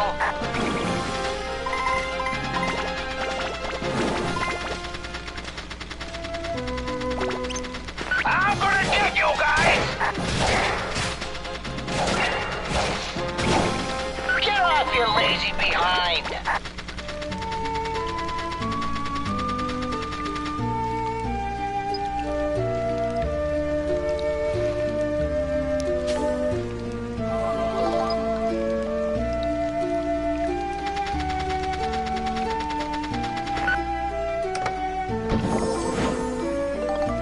Yeah, so as a kid, part of why I really started having trouble in this area of the game is because I had really been relying on Steve.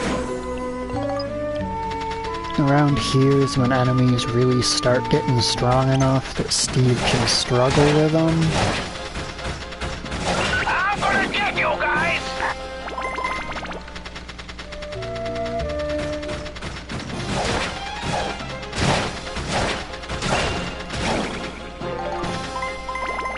Not doing too bad.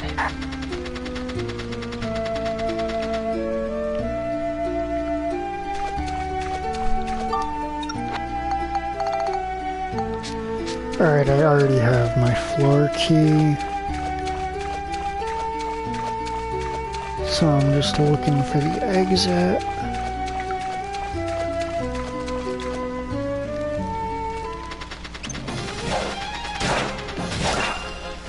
While aggressively steving at anything that gets in my way.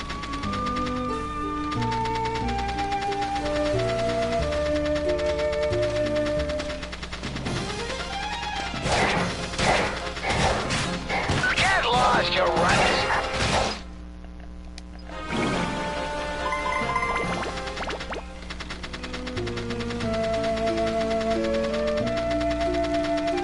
Not doing too bad.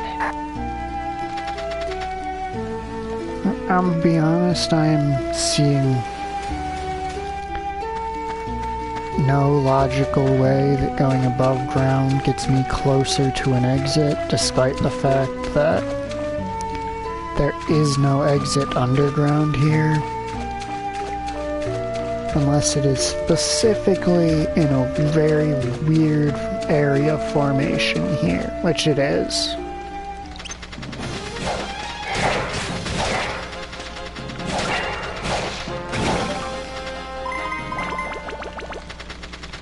Get lost, you runts!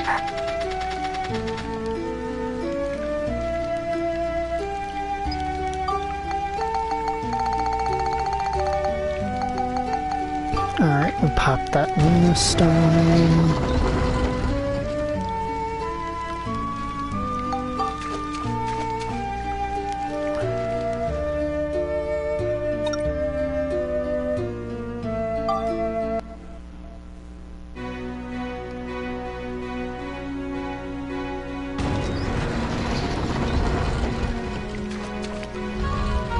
And this is the last normal floor of this dungeon.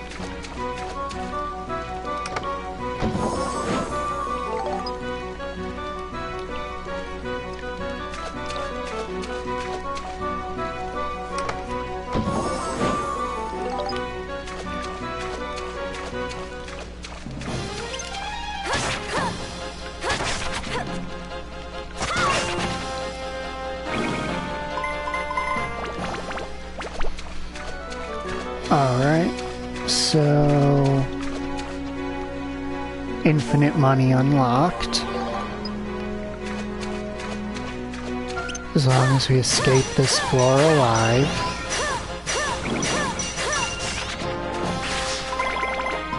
We will have literally any amount of money we want, provided we have the patience.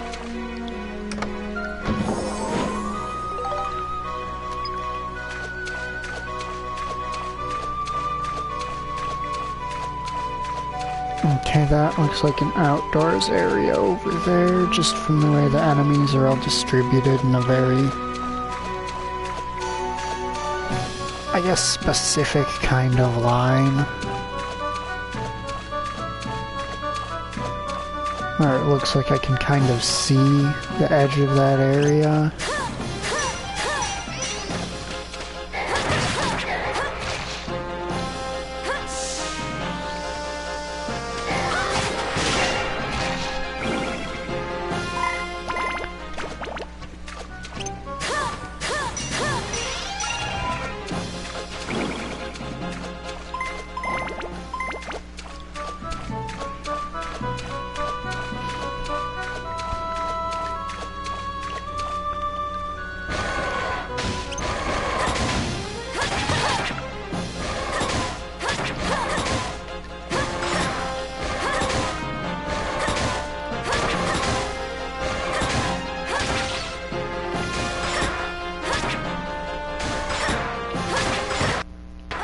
Oh my god, why the... I have no clue how that thing was so aggro.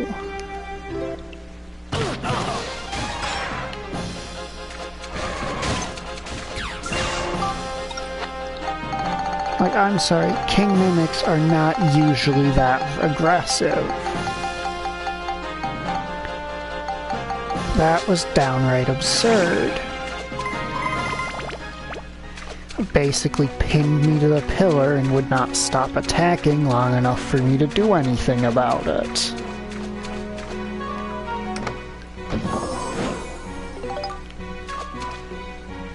And I know enemies attack more when they get enraged, but they don't usually start trying to basically fighting game combo off your block like that.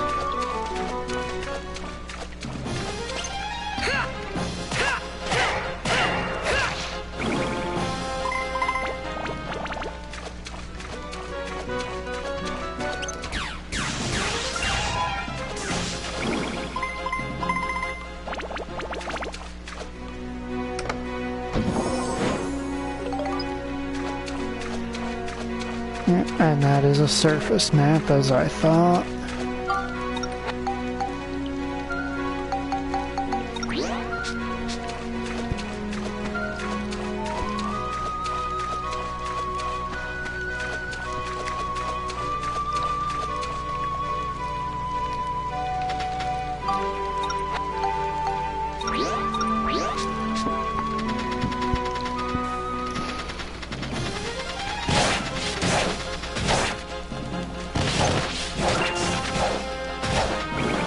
Elementals are a little bit ridiculous. Alright, got what I'm looking for. Get lost, you runt!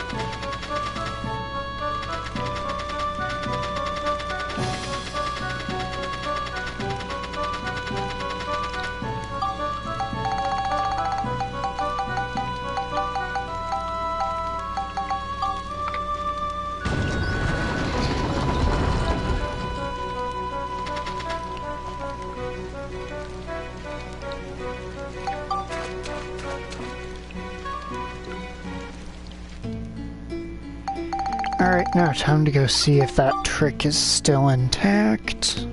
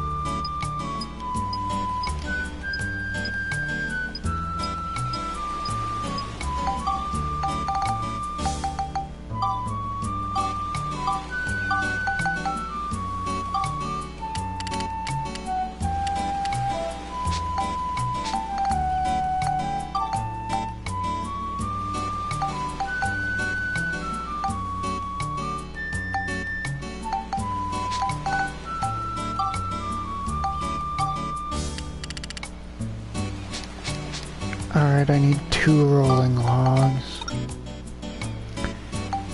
Oh, Gordon. Max has something he wants to buy from you.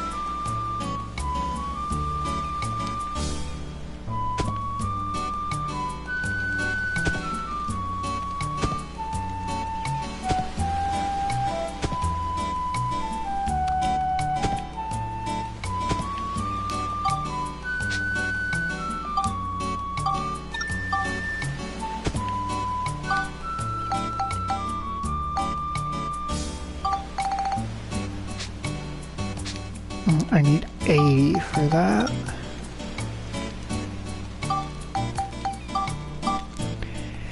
Fortunately, that's not hard to pull off.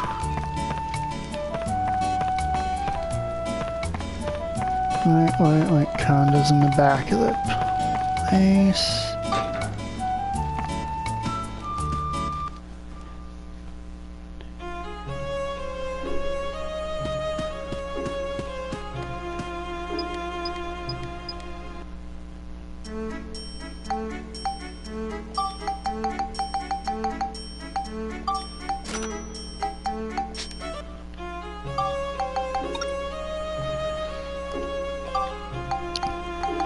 Alright, and just so you're aware, we're going to spend a lot of time standing in front of Conda.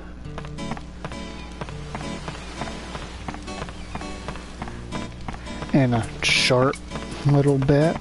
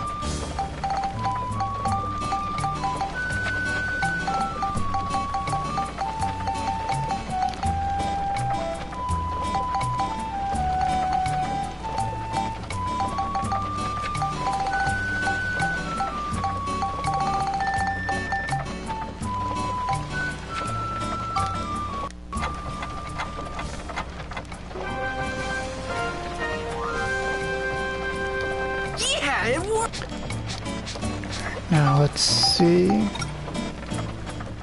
If I'm not mistaken, now we go to the station.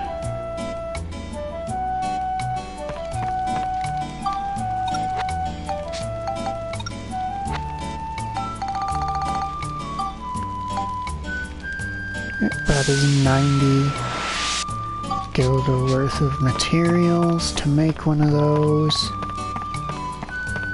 Now, how much does it sell for?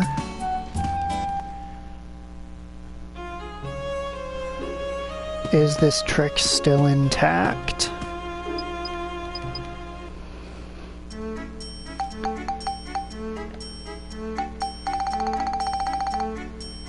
Yes, it is. Sweet.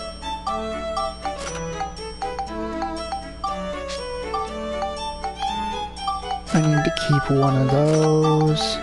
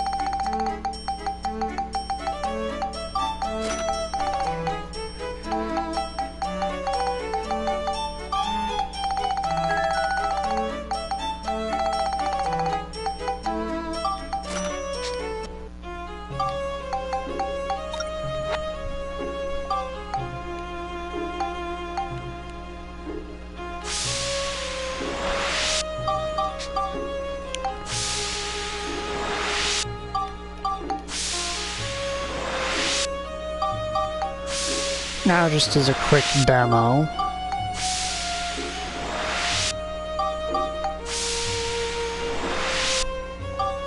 well, I say quick, but because it's a piece of equipment, you can only actually make one at a time.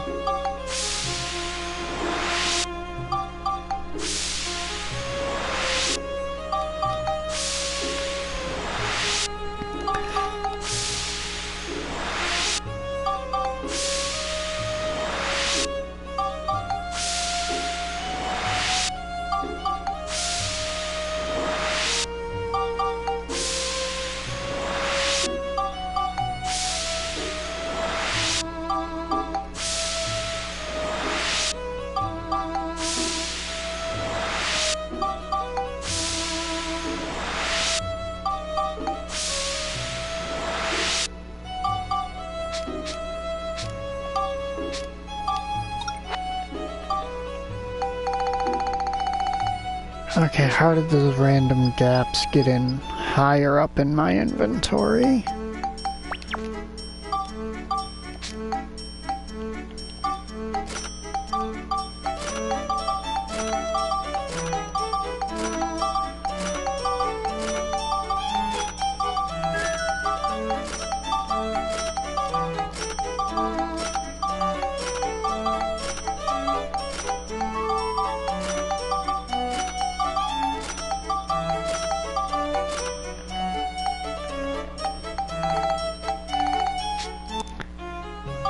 And well, that's not, you know, a super large amount of money. Basically, any money you put into doing this exploit, provided you have the patience to see it through, is returned to you double.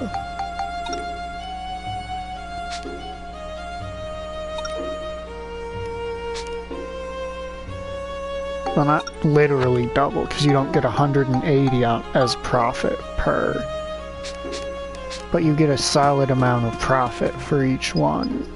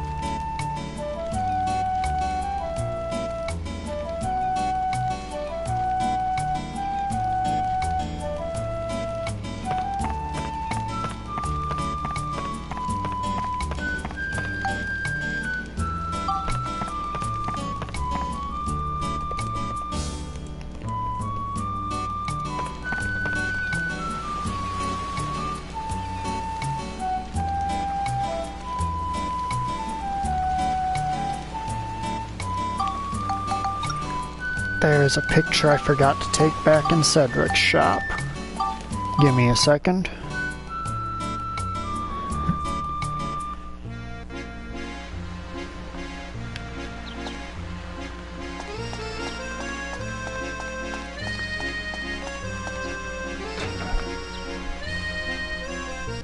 Basically, I'm working on another remodel for Steve.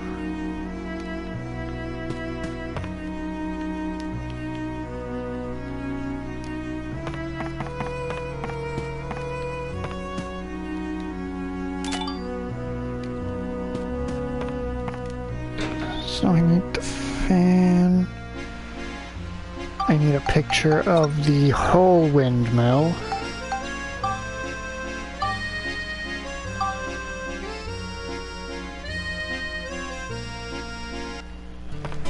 Oh yeah, Cedric's shop is just full of stuff.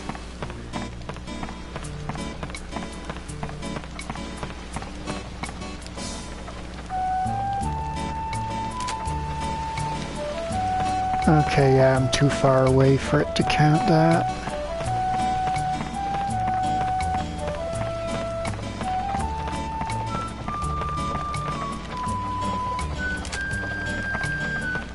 Really?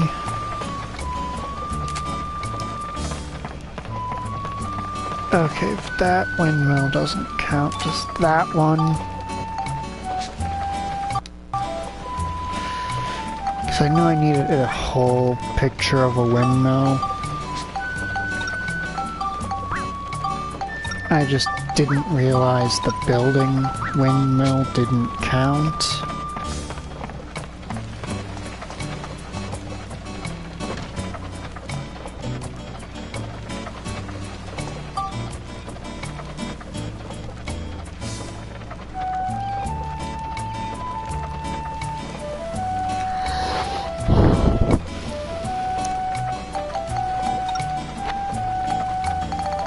Now, time to get inventing.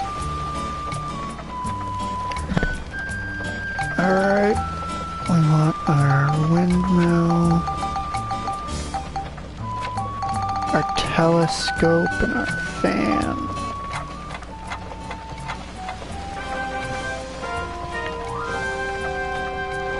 Say cheese!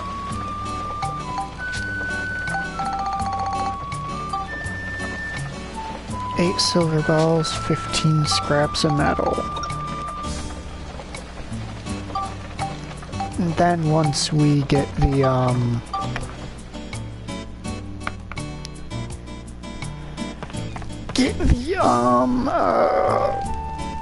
main facility in the future restored, I can take a picture of something there that'll give me a new leg part to make for your boy Steve.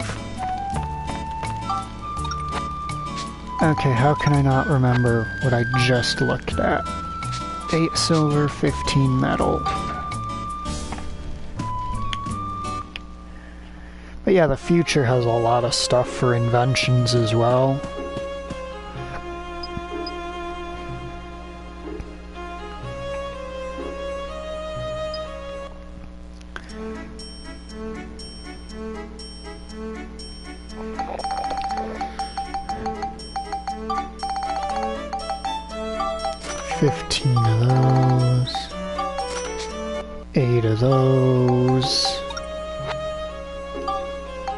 Make my machine gun arm too.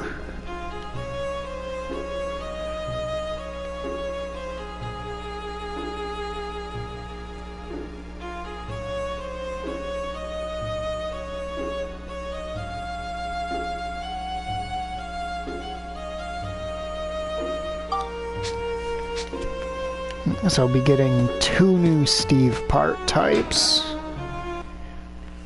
Actually, I just remembered another one. Once I complete Luna Labs.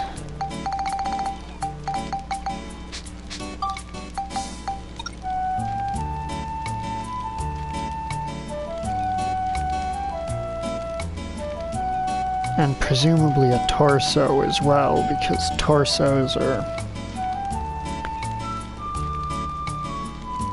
generally decent.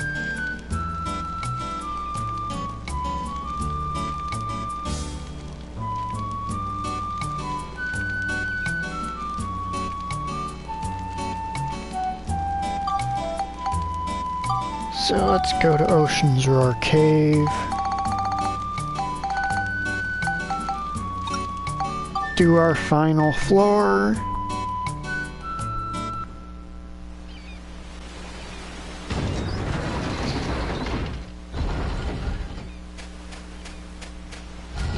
Phew!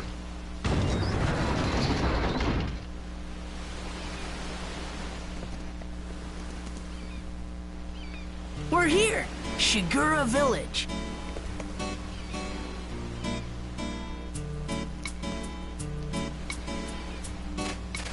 Sure looks like it.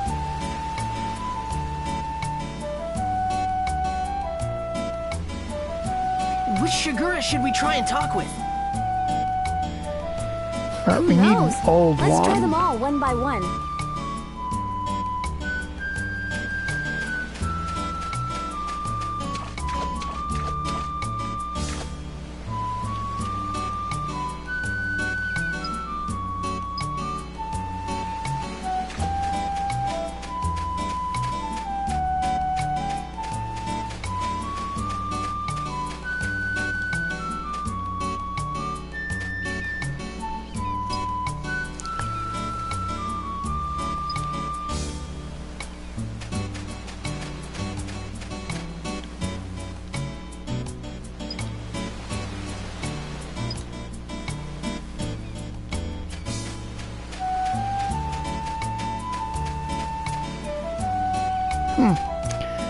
I wonder which one we need to talk to. Might it be the conspicuously differently colored one?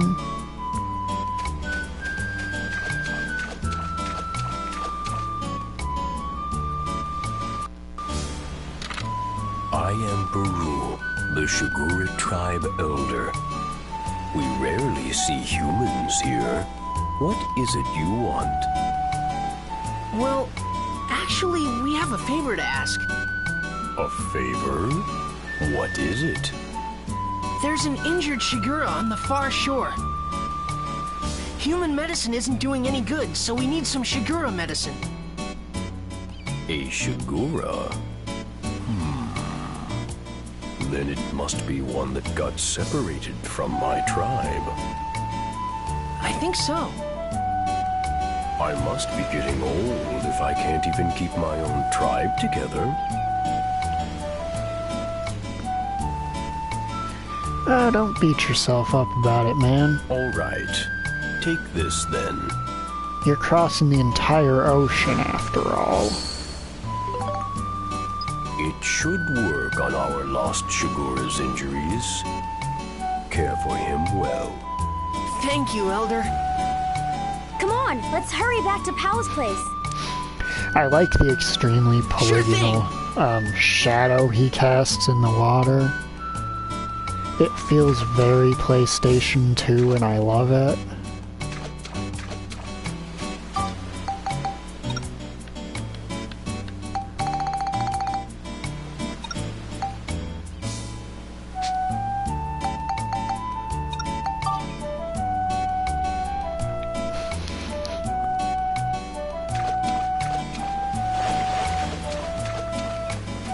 Alright, now time to save that little dude.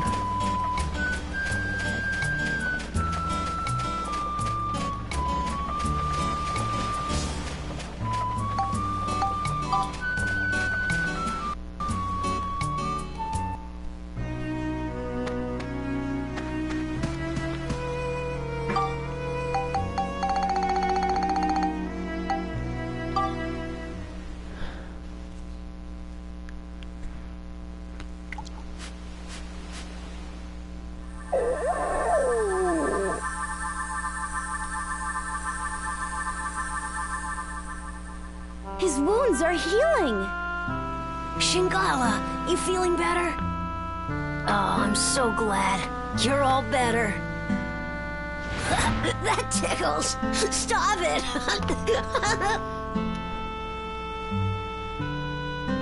Pow really looks happy. Yeah.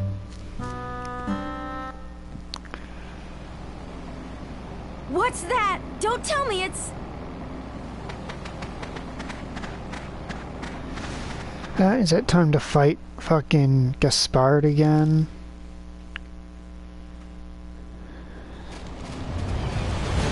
Or is it Flotsam? Do we get to beat the shit out of Flotsam? Don't tell me they're going to attack! I'm sure they will. Let's get to the village fast. What? What's going on? You and Shingala go back to your place. We'll defend Shigura Village. Huh? What? What? Just do it. You don't want Shingala to get hurt again, do you? Okay. Let's go, Monica! Right.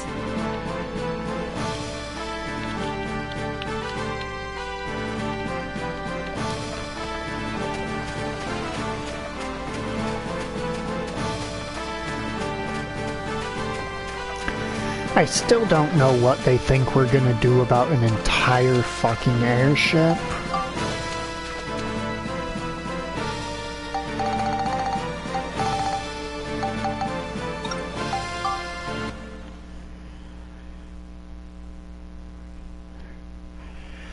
Like, as strong as we are still two people with their feet firmly stuck to the ground.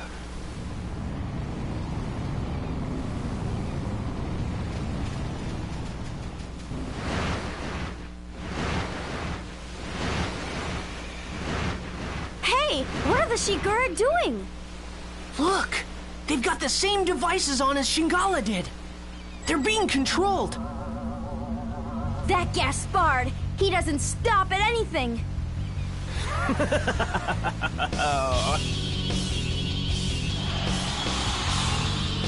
How do you like my new invention, the marionette? Now the Shigura are under my complete control. So you're the one that put that thing on Shingala! Huh? Oh, you mean that Shigura calf? Why, yes, that was my work as well. I had quite a lot of fun with that one. You won't get away with this! Yeah, basically. Why, you little loudmouth. So would you call him Brock or Eggman? I think I'll just have my Shigura toy with you for a while. How does that grab you?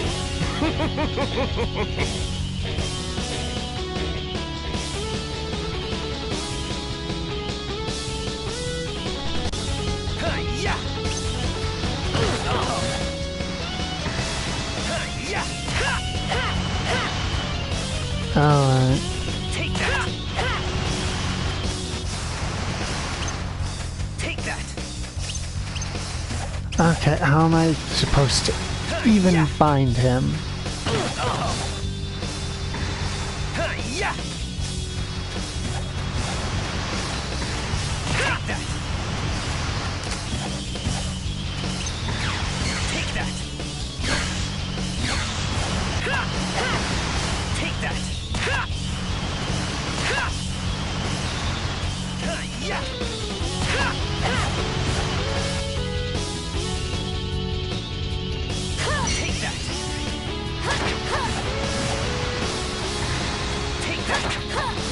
Wait, am I supposed to be...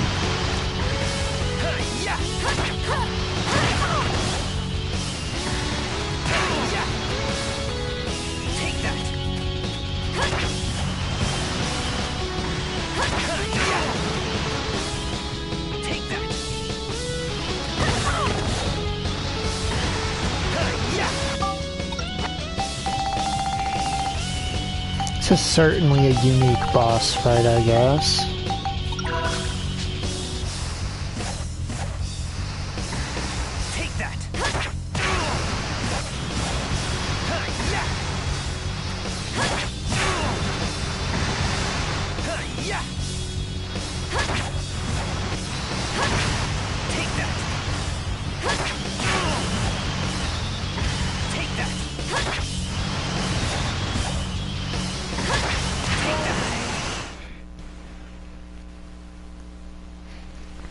I just bludgeoned his machine to bits with the heads of his own mind-controlled servants.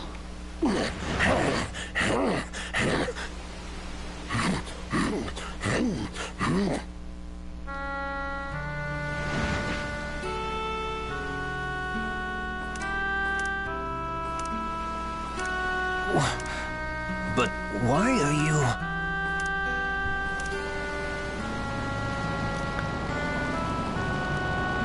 Because the Shigura are very kind creatures. Yes, sir.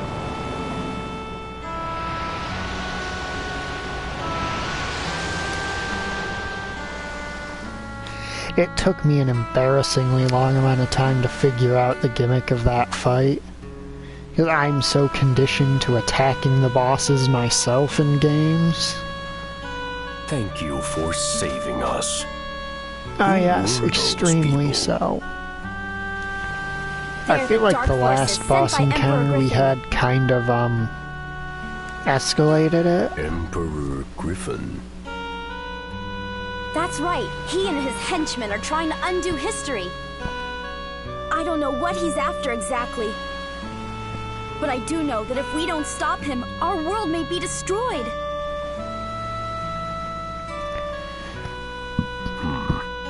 I see. I had no idea. I truly must be getting old. I should have known what was going on in the world. My days as the elder of this tribe are coming to an end. Max! Monica! Hey, it's Pow!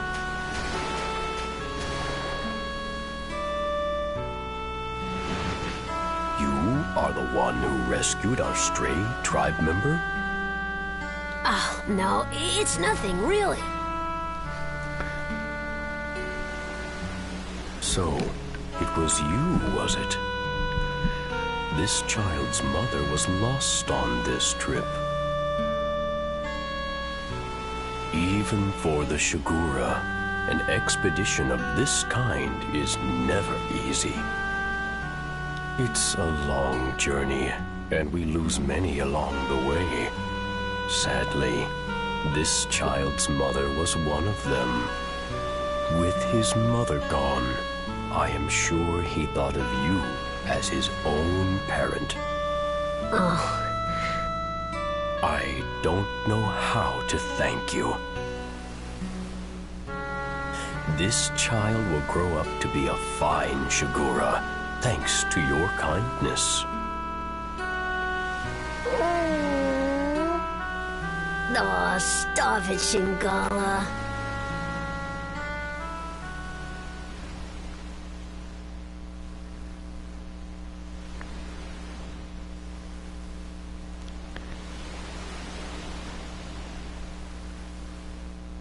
Our tribe must return south now. So this is goodbye. We must part, for now. Yeah, I was gonna say they do Thank this you every for single all you year, have so done. May you have good fortune in your travels. it's not exactly Farewell, like you're not all gonna of see you. them again. But yeah, that boss fight was extremely anticlimactic. Especially considering Chapter 3's boss fight had, you know, airship fire, Max protecting someone, Take and good care Monica of fighting the yourself, man who Shingala. killed her father. I know you'll grow up to be a great Shigura. What's funny is he's a bunny person, which means he's actually, It's hard for me to a say Moon goodbye to, Tribe you know? member, which means he is 100%, unless someone killed him, still on. alive somewhere Off you in the go. future.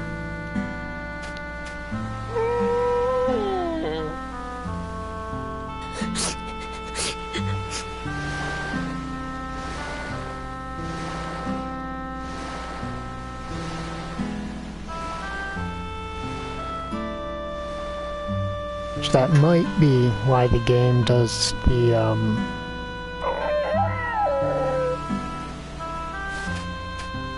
Shingala! I know you'll come back someday. I'll be waiting for you.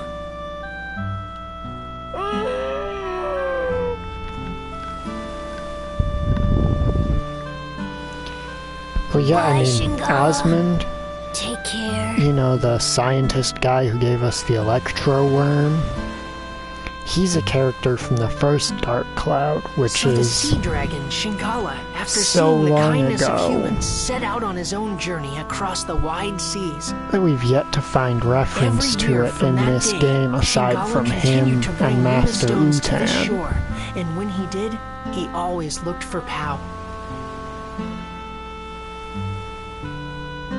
Shingala never for a moment forgot the special days that he spent with Pow.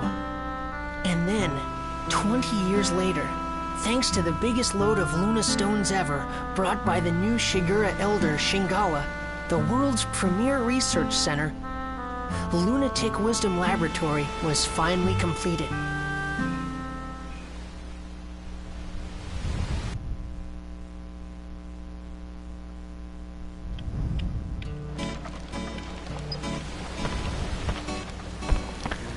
Okay, but first I have something to do.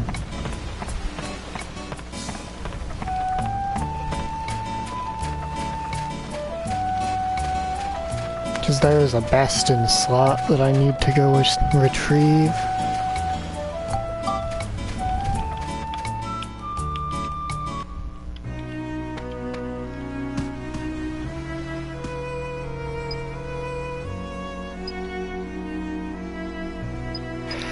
Oh, I have to get the fucking chapter to progress. I see how it is.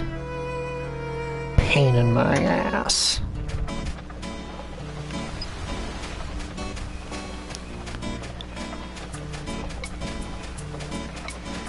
Yeah, basically Pow is the best in slot character to take with you into dungeons, and it's not even a competition. The amount of utility this one fucking dude provides eclipses basically everyone else.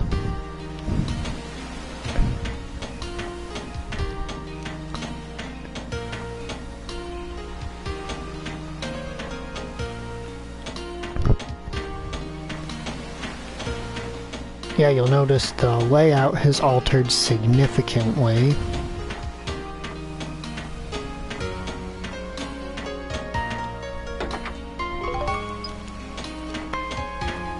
Which means there's now a lot of treasure chests that I need to run around for.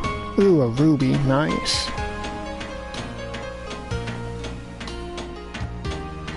I don't know why I'm reacting to them like there is any degree of RNG to them.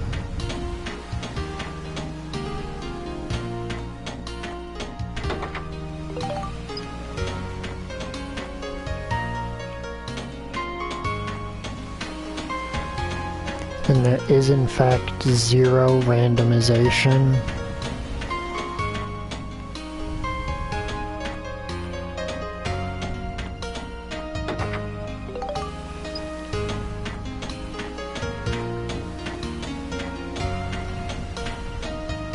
As every future chest spawns in its specific place with its specific contents. Because in Dark Cloud 1 they tried doing the whole spawn them on building properties and in unique locations throughout the towns that you're restoring.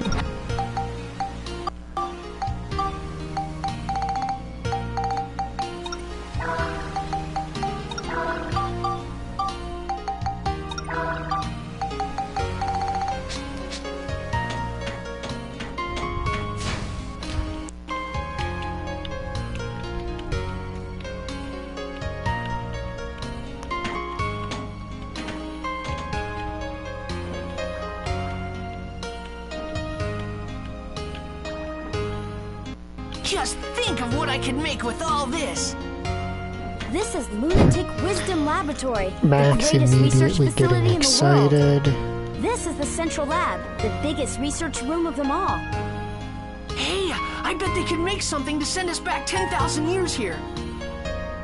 I bet you're right.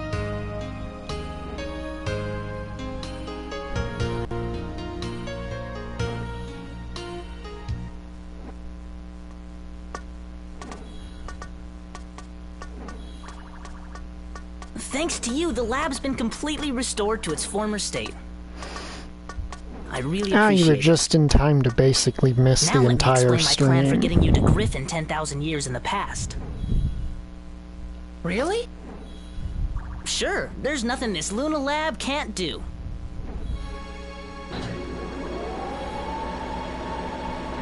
Oh, him? He's a small child. Oh, wow! Ixion, a time-traveling locomotive. A fantastic non-stop express that can cross both time and space. When this is finished, you'll be able to travel 10,000 years into the past, where Griffin is. Amazing! How much longer will it take? He might also be some weird blend of human and moon person, for Dr. all Jamming. I know. Jamming is in the boss we just kicked the ass of. Jamming? What? Now hold on a minute. This is not the same Jamming that attacked you back in the past, okay?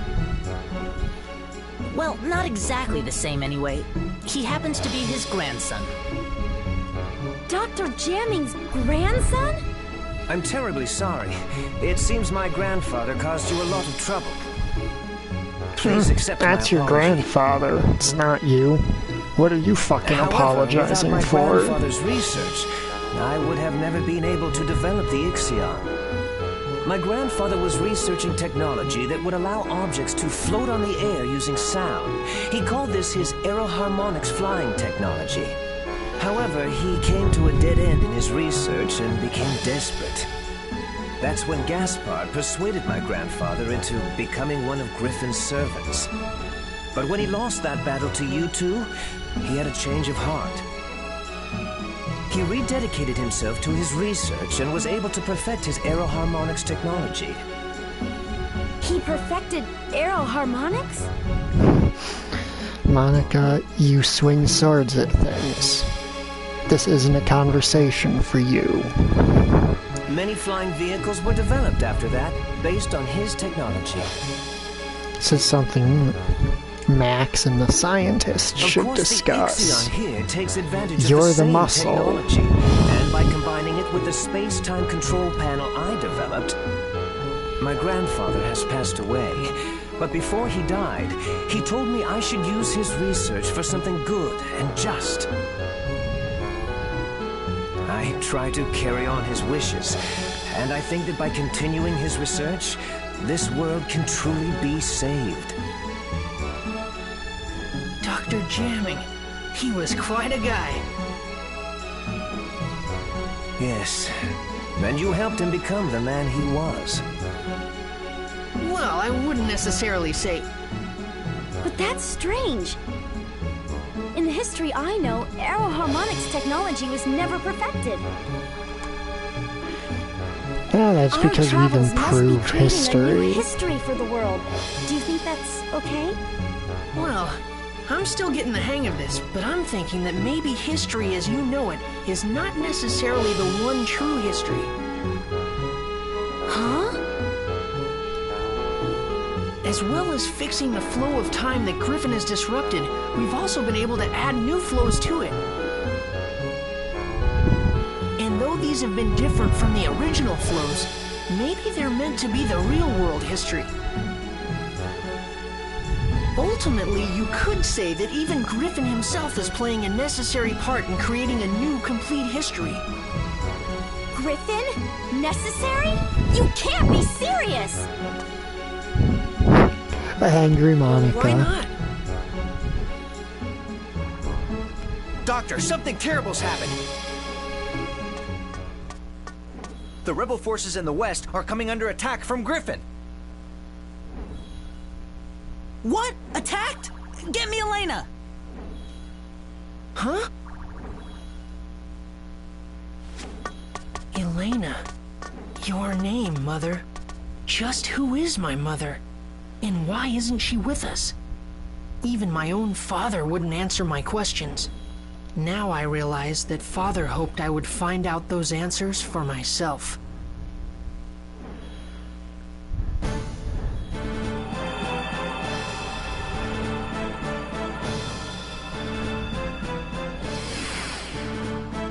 Doctor, this is Elena. We're fighting Griffin's main army over here. If it carries on like this, Griffin will probably attack the Luna Lab too. Be careful. Mother? Is that Max? Yes. You mean this boy is Elena's... That's right. Max is Elena's son.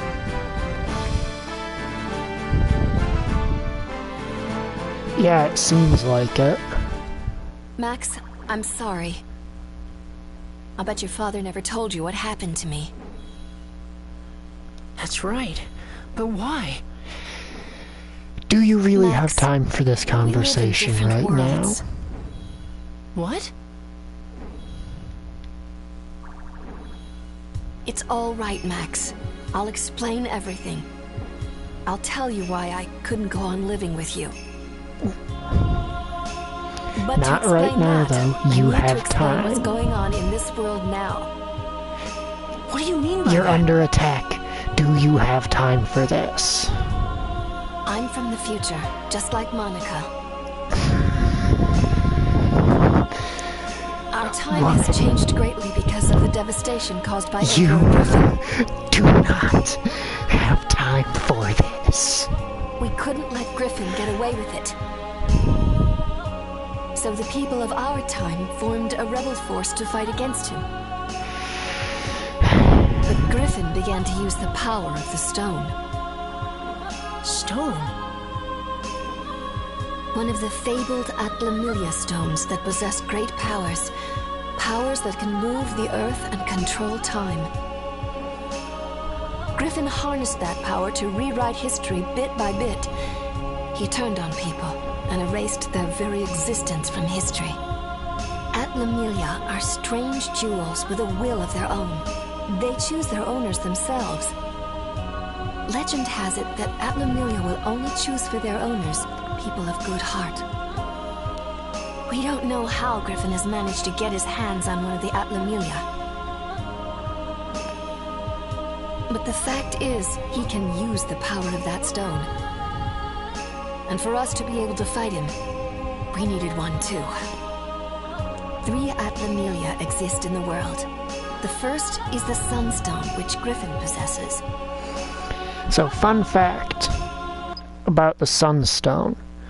The Sunstone is actually an item you can find in the original Dark Cloud if you follow a very long quest line, where you're basically trading items from town to town through the entire game.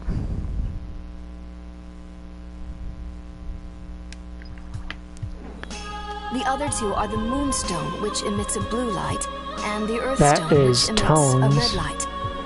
And the Earthstone I don't think we got to see in the original Dark Cloud.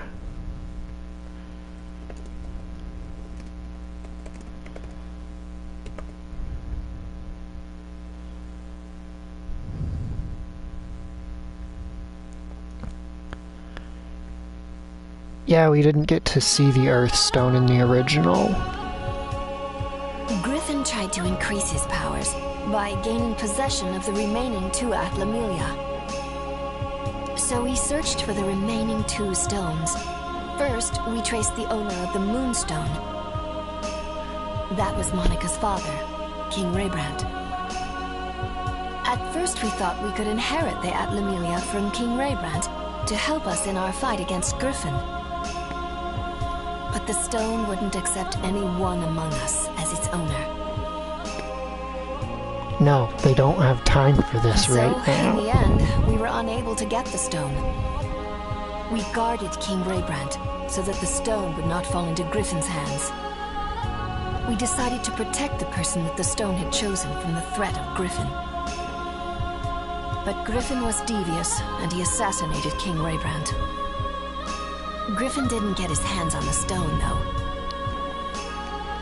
The stone refused to become Griffin's, and instead chose King Raybrand's daughter, Monica, as its new owner. That's how the second stone came to be Monica's. And so we looked for the last remaining Atlamilia, the Earthstone. But we couldn't find it, because it didn't exist in our time. According to the prophecy of the great sage, Crest, the Earthstone existed 115 years in the past. Its owner was a young boy called Gerald. We knew that Griffin would use his powers to travel through time and go back to Gerald's era looking for the stone. In order to protect the red Atlamilia, I traveled to Gerald's time. And I made it my job to protect him. But during the time I was with Gerald, I fell in love with him. And then, Max, you were born. The first 5 years of your life went by in a flash. But then I had to return to my own time, because the war against Griffin was intensifying. I said goodbye to you and Gerald, and I returned to my time. I haven't been able to see you since. My mother is from the future? Well, I would jokingly make the completely nonsensical postulation that that's why Max is so good with technology. Except I doubt that shit's genetic. That's right, and we are the ones that were chosen by these two Atlamilia.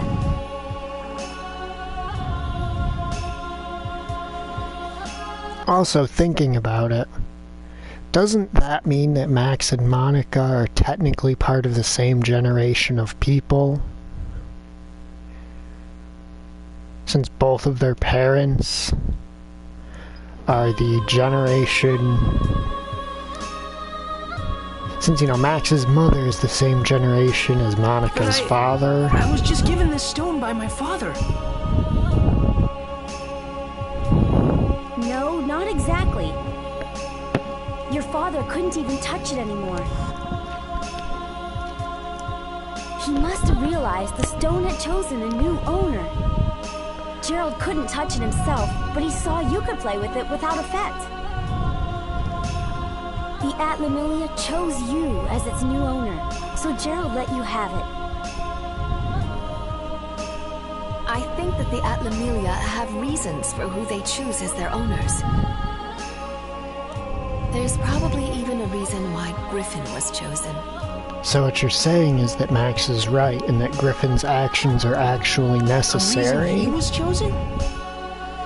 Yeah, it's related to what you were just saying earlier, Max, about how there's a reason Griffin... Griffin has a purpose to serve. I don't know. His job is to destroy history so that you rewrite it better. But the stones are guiding people for the sake of something great. If I had to guess... Because I only got, to the midpoint of the chapter past this before my PS2 died. So if I may postulate, I'm going to guess that Griffin saw some kind of apocalypse in the future that he didn't see a way out of.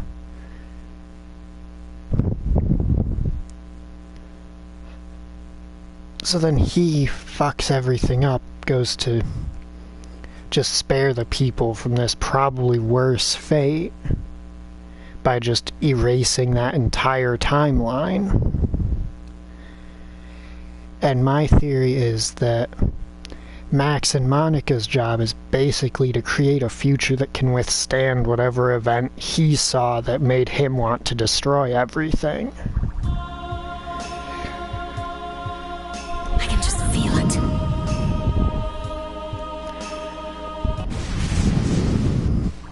I'm sorry.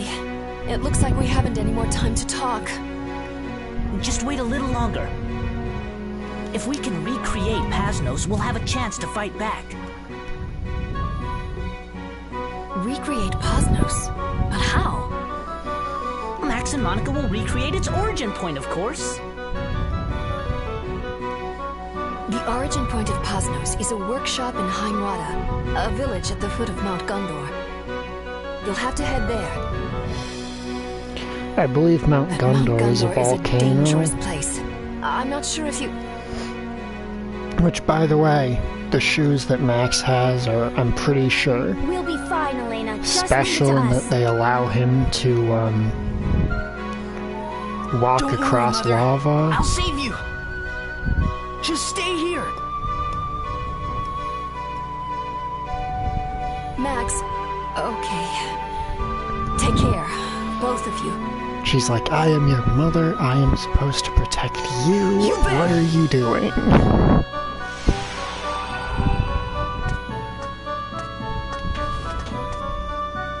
Hurry now and set out for your next goal.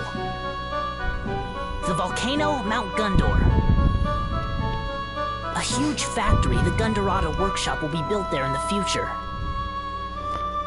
That's where the Rebellion Army's ace-in-the-hole Pasnos will be built. Pasnos? It was the mobile stronghold of our rebel army. Griffin wiped Pasnos out, but if we could bring it back, I bet we can make a counterattack. Then let's go to Mount Gundor.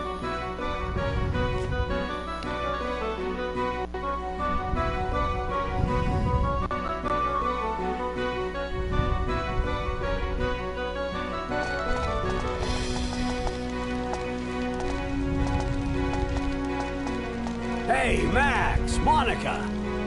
How's that bridge? We finished the repairs ages ago, guys. Then let's head for Mount Gundor. All right. Oh yeah, I had expedited time passage turned on, so it's quite a bit later in terms of the actual timeline. Now, can I recruit the best NPC character to have in your party in this entire fucking game? Can I finally get the best in slot?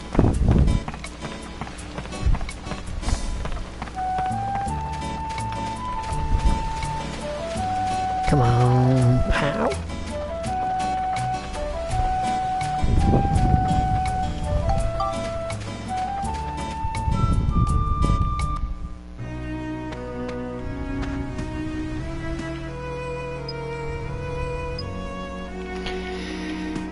You pain in the ass.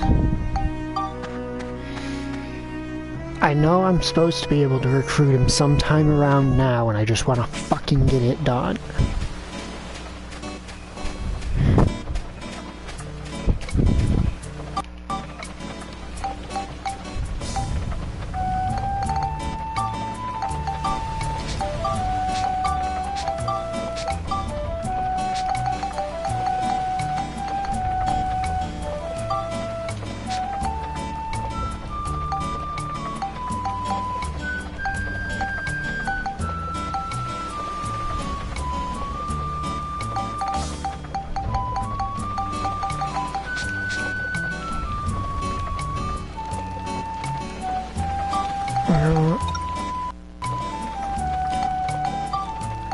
I'll move the train. Since clearly that's what the game wants me to do right now. Wait, I can max out the culture point thing and then go back to the future to get whatever the future reward is.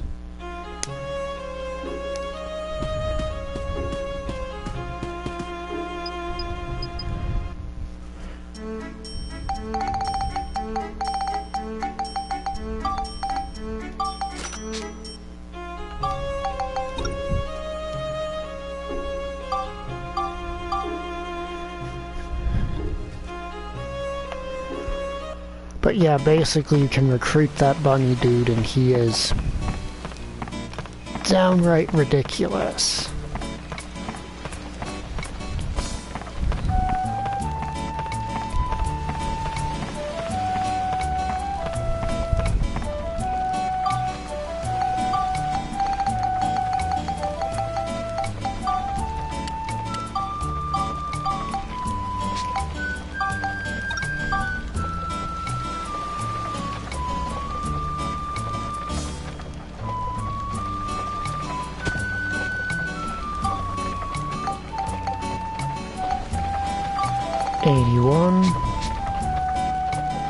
That puts us above 80, which means we get the You Perfected the Town award,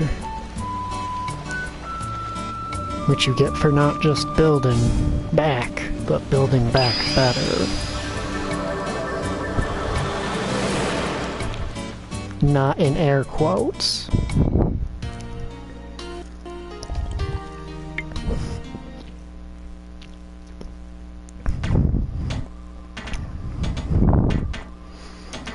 It's time to talk to Osmond again. I just finished my latest creation. Take a look.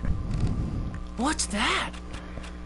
It looks like a magna laser if I had to guess. It's a oh, weapon Nova that uses Cannon. the sun's energy to generate a powerful beam. They're the strongest category of ranged weapon for your ride Attach pod. this to your ride pod, and then you'll have nothing to fear.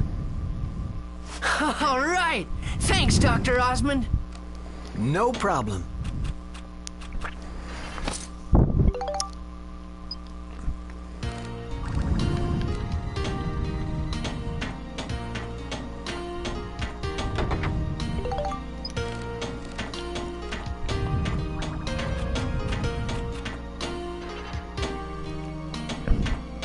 Now to do some stuff.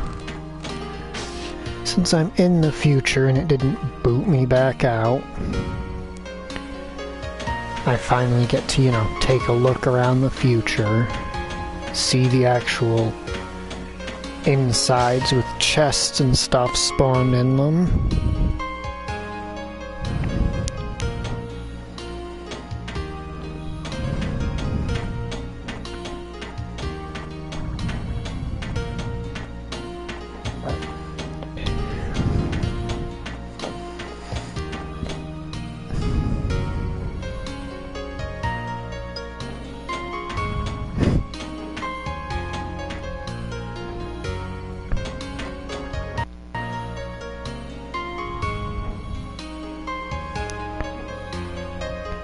Telescope Cedric shop sign and a crescent-shaped light.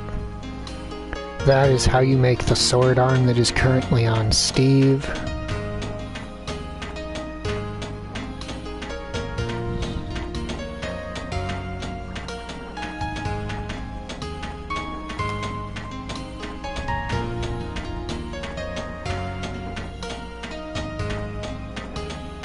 Okay, I just got hung up on that thing. I was like, I got hung up on something. I should actually stop and look and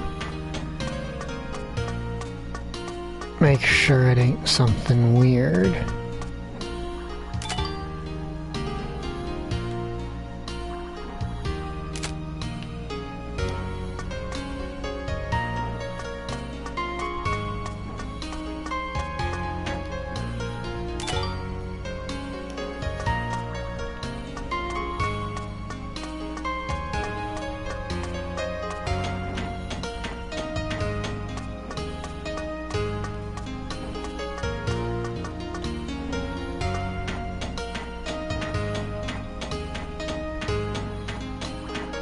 I'll make sure I actually get close enough that anything that'll spawn in is, you know, spawned in.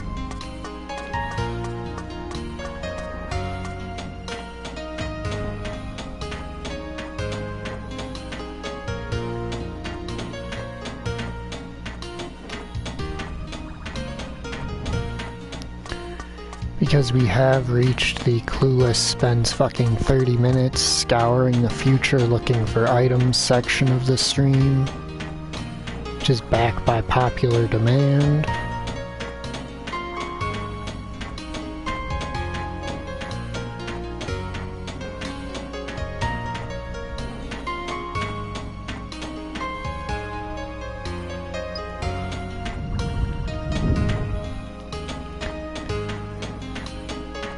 Okay, there is actually one part of this building I have yet to check still.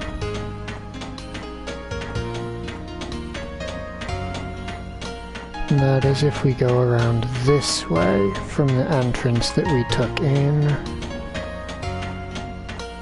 And it appears to be nothing's there. And I still need to...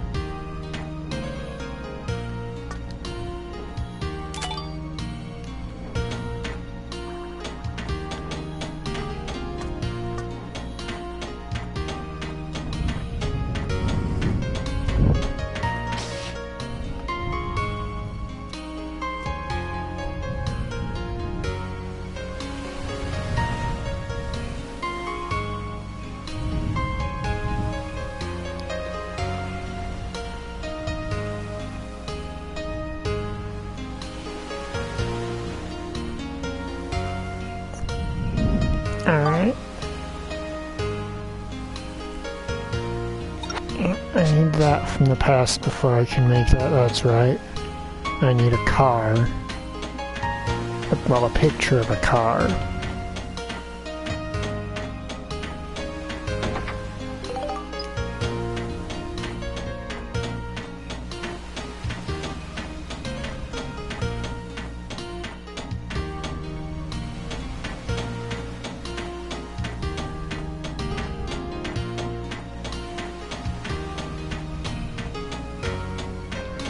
Alright, now let's check in this purple lab.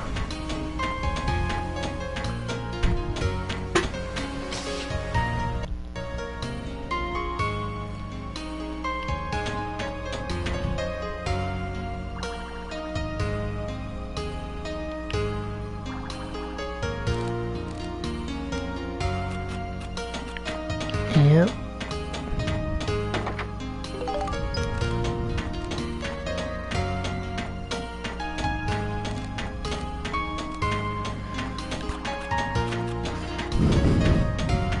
Okay, so it seems like there is one treasure chest per lab. Unless more spawn in the labs after you start clearing the star floors.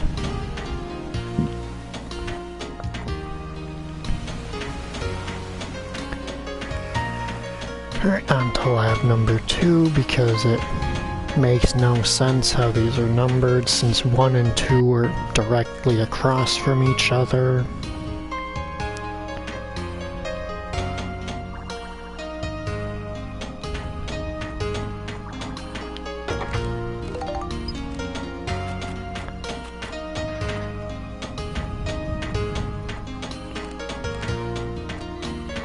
Oh sweet, lab number 2 has a second thing.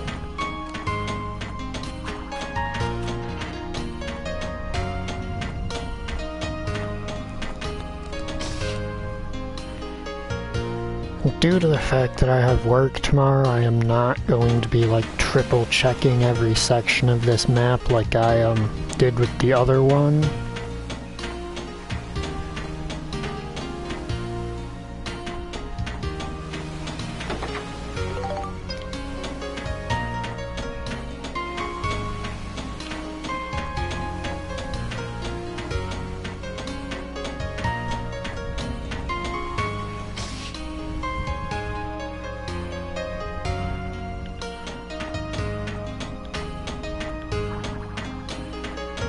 Let me just double check, because I just started walking down the stairs without properly peeping my surroundings up there.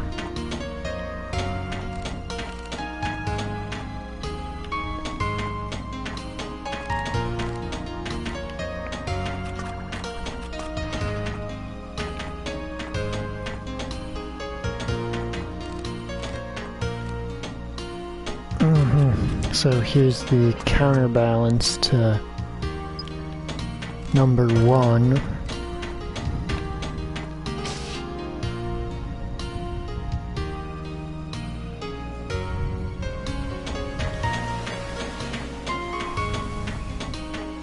They're in lab number 2 having 2.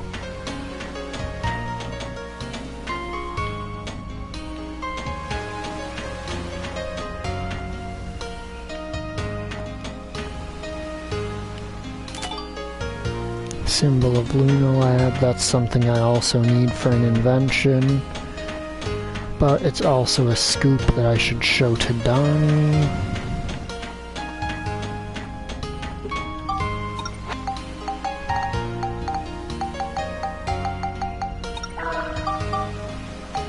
Oh, now Monica is more durable than Max. That's kinda weird to see, since Max was more durable than Monica at the end of the last area.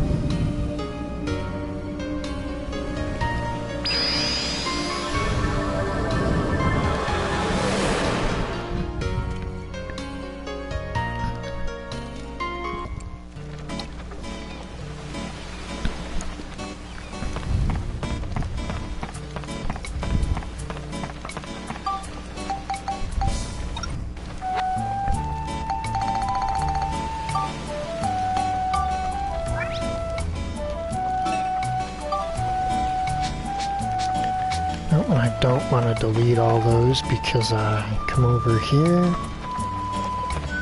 and I deliver them to Straw Hat Goofy.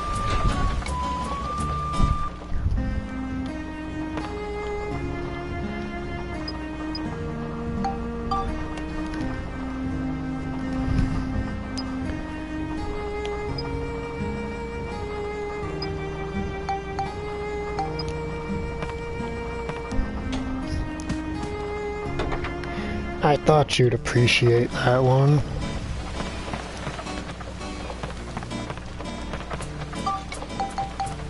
Though to me, the funniest part of it is that I don't actually know enough about One Piece to know basically any other thing I could reference from it.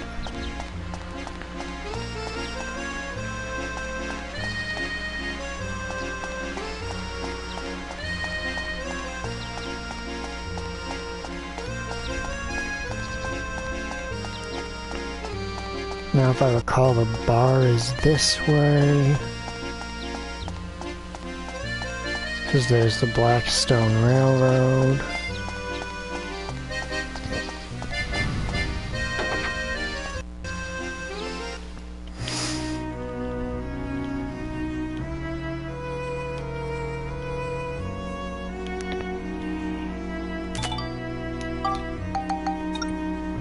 No, not move, but sure.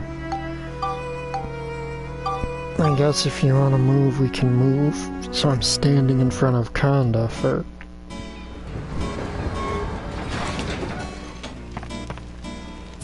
this long-ass list of things I'm about to make. So I think I got everything I need for them. Well, technically I know I don't have everything I need for them.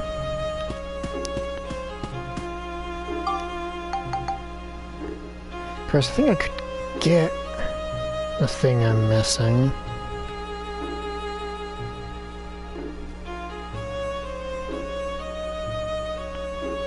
Yeah, I could definitely get the things I'm missing. So first I want to head back to Palm Brinks because I need a picture of the refrigerator.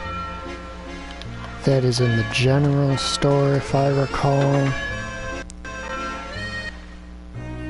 And then I'm gonna head to Sindane to take a picture of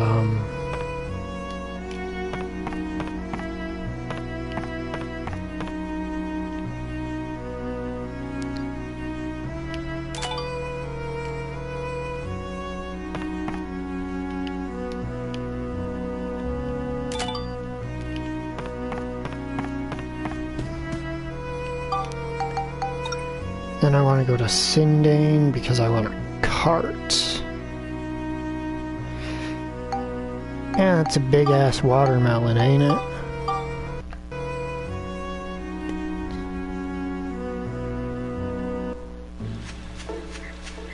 I want to go by Polly's place.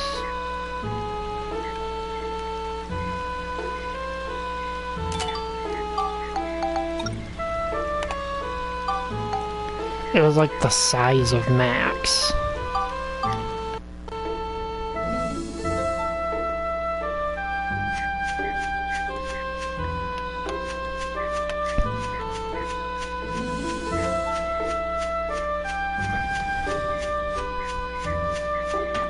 Now I want to be in front of Conda so that I can make shit and do the, you know, infinite money trick if I feel like I need to.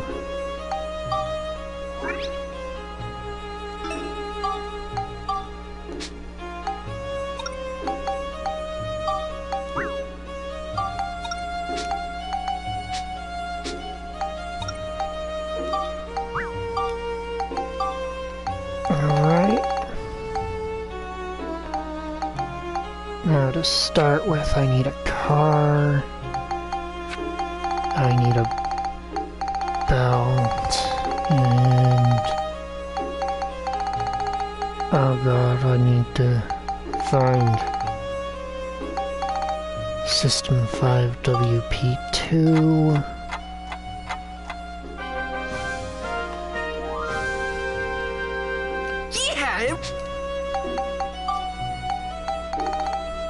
I need a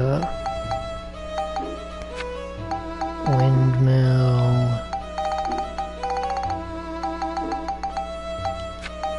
A fan and a cart. No, it's not cart. Oh, no good, huh? Auto something.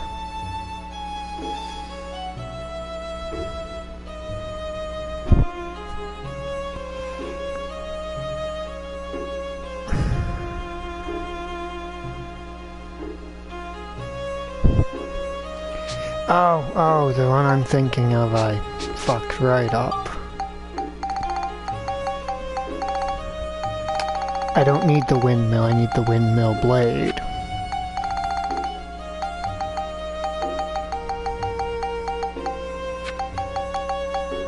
A fan and the cart.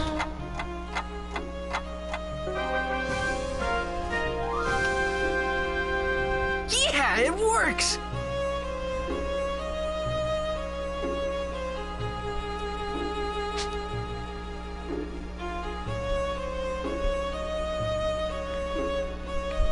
Okay.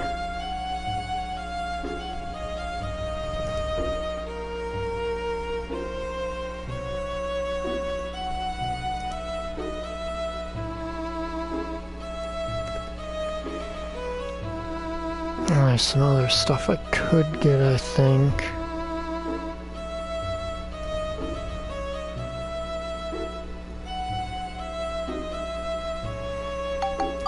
First, I got another thing I want to make while I'm right here.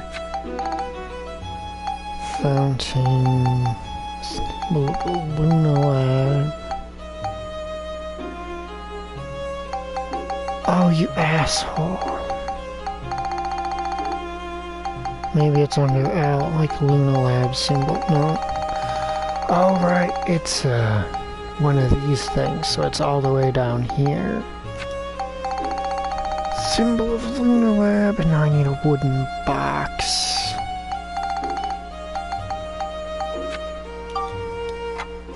And that's to invent a missile pod. Yeah, it works! And I want to get myself a new body, which requires... Yeah, I'll take care of that so I can compile myself a full list. I need a picture of the quote-unquote generator inside the iron house and the traffic light from Palm Brinks. And I combined those with the, oh god, what is it? What was it? The refrigerator that I took a picture of. I just took that picture. I should fucking remember it. Of course, I'd remember it if I wasn't so stupid.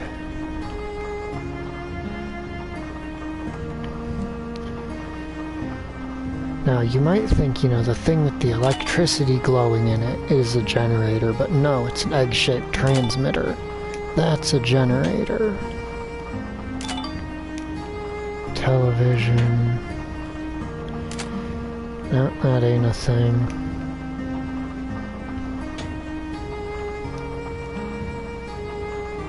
Ah, is this gonna be counted as generator? Yep.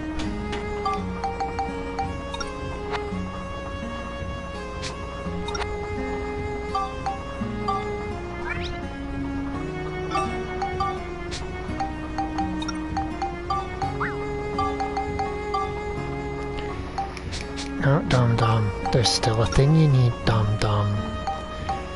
Don't get too excited, dum-dum.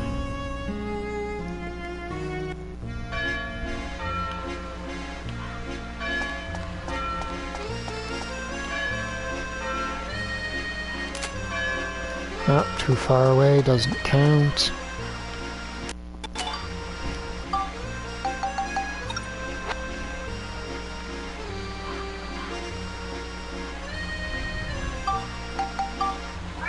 Oh, nice.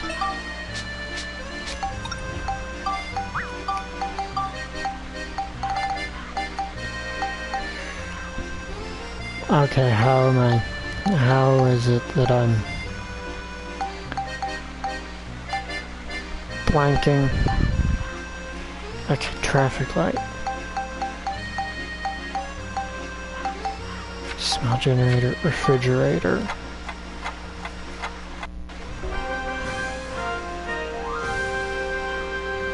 Sage?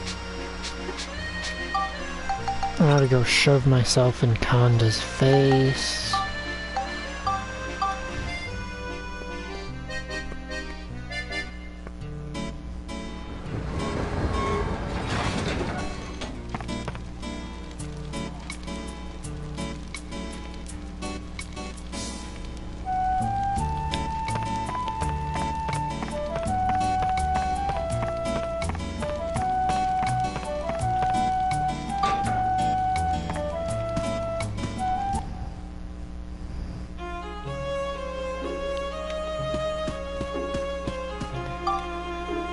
Alright, now I've got like a whole fucking laundry list of shit. Alright. I'll count up my metal scraps first. 30, 40, 90 metal scraps. I already have that one.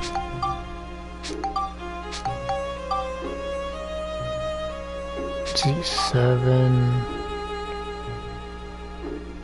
18 hunks of copper.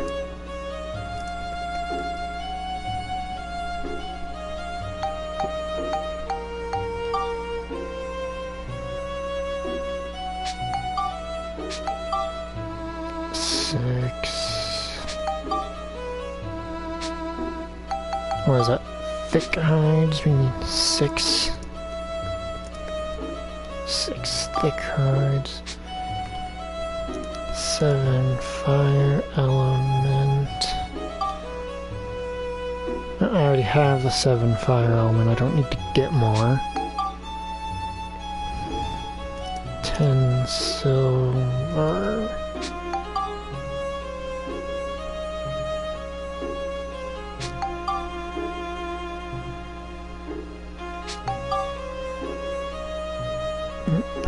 Silver and 2 gunpowder.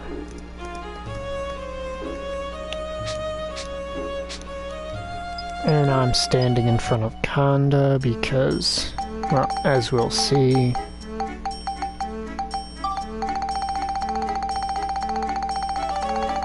Conda can fix basically all of our problems.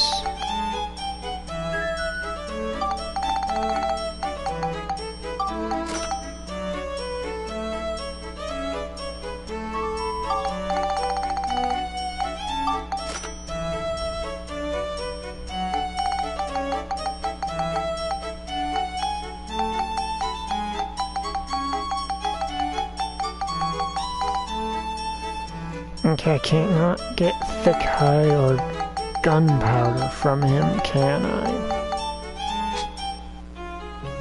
No, I cannot. That's not much of an issue because I know places where I can get each of those things.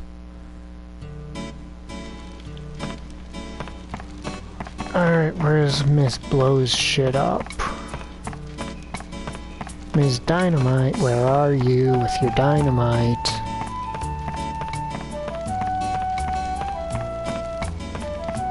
There you are.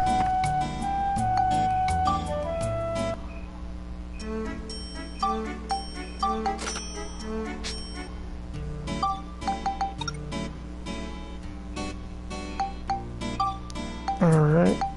Now, does the general shop here sell thick hide? I think it does, because I think that's one of the crafting materials for Steve's first backpack, but I could be wrong.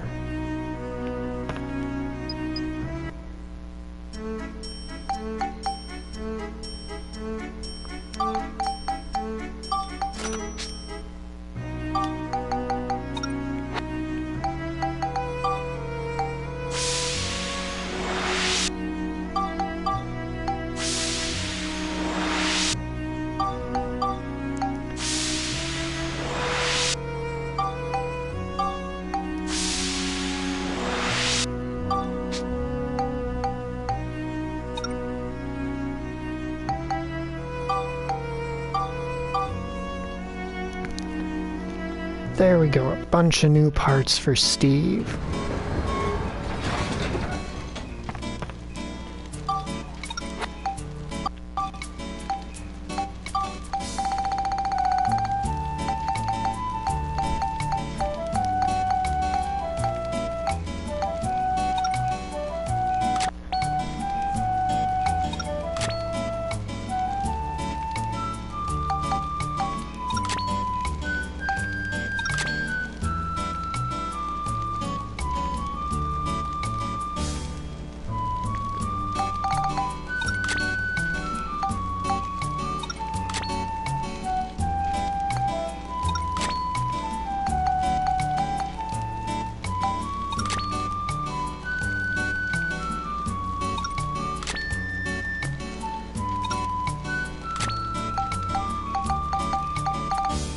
Okay.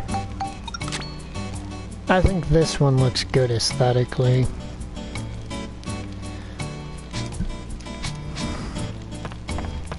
Now where's my boy Cedric?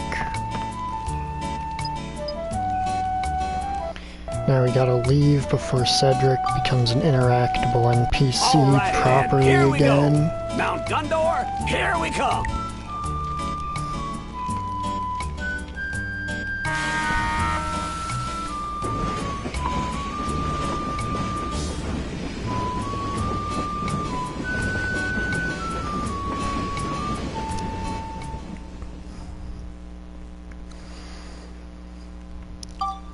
Heimrada. Now this area, if I recall, appears in so much of the game's opening movie because they are very proud of it. Chapter 5, Conflict of the Past and Future. Which, to be fair, I can't blame them. Once you actually see the place with your own eyes, you'll understand why. What's this? It's raining embers! Because, yeah, it's a bunch of stones, but they got the ember rain. The village of Heimrada should be here at the foot of Mount Gundor. But I guess it got wiped out too. Let's get going then, Monica. Be careful out there, you two.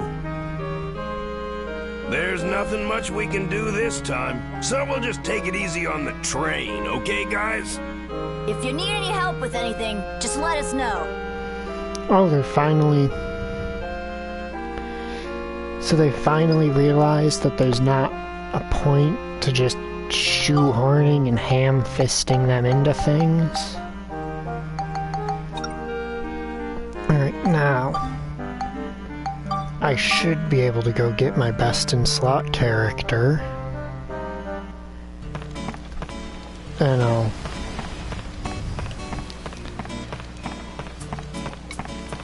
I'm sorry if I've been complaining about not being able to get this guy for quite a while, but... It's very annoying how long the game spends dangling him in your face. Once you know how good he is.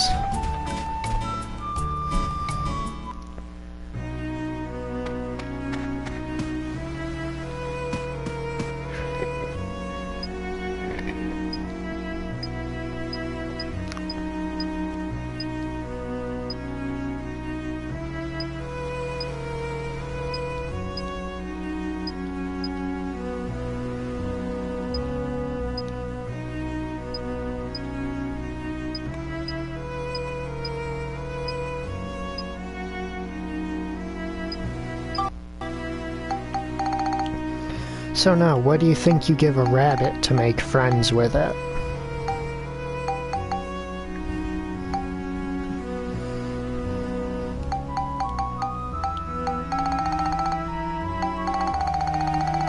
What do you think it is? You feed a carrot? Alright, I'll try a carrot. It is.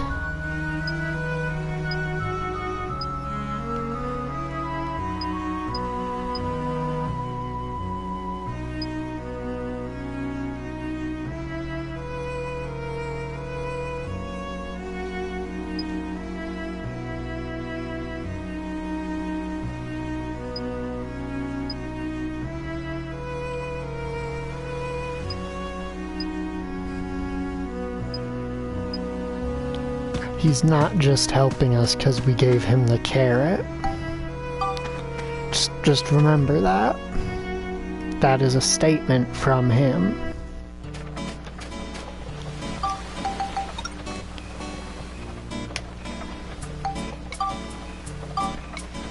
I'm out of stop. Here's actually where we give Max's father a new home to live in.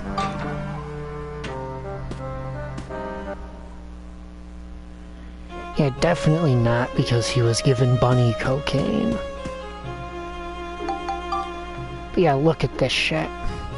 Map display. Detects mimics and detects what type of monster has a gate key.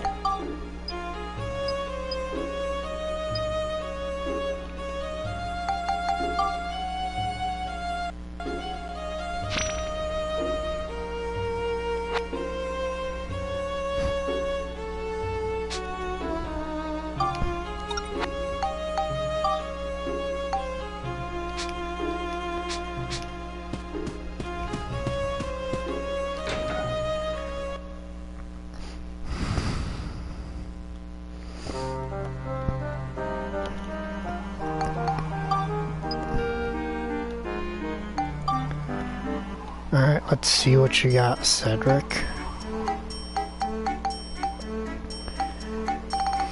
You can see why if you just go by stuff you can get from Cedric, your ride pod is going to be severely underpowered.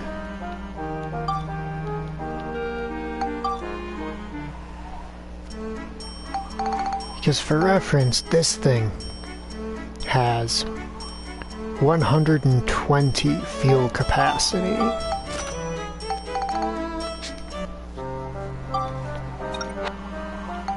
Our Steve has 200 fuel capacity.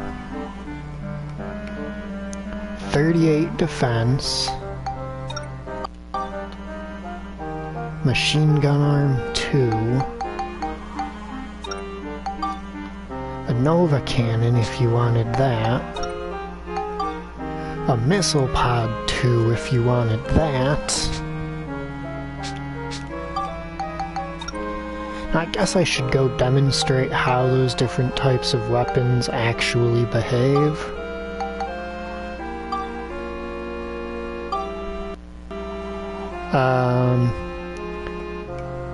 Inventing. You gotta invent them.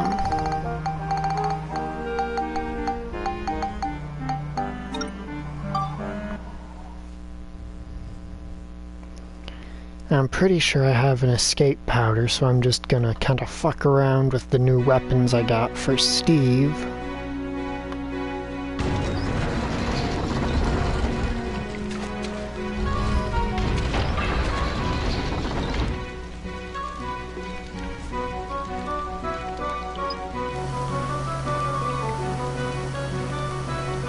The buggy is extremely fast, but it's a pain in the ass to actually control.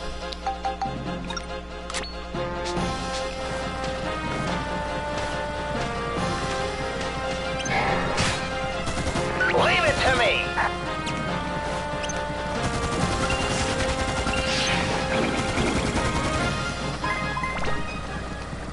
Your machine guns just sort of do machine gun things.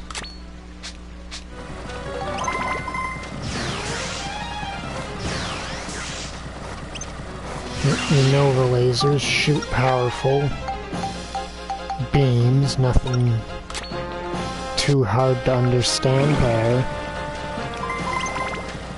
And your missile pods.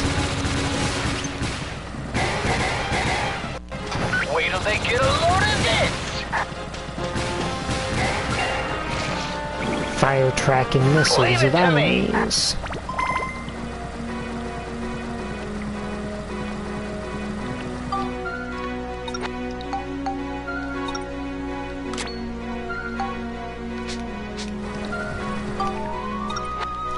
There are other melee weapons that I could pick up for him, but the melee weapons are generally less different. But yeah, Steve's able to haul ass now.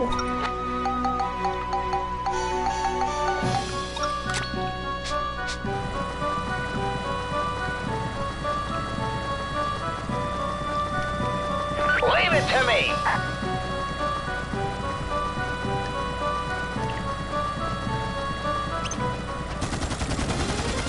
Get off, you lazy behind! And the machine guns are very popular.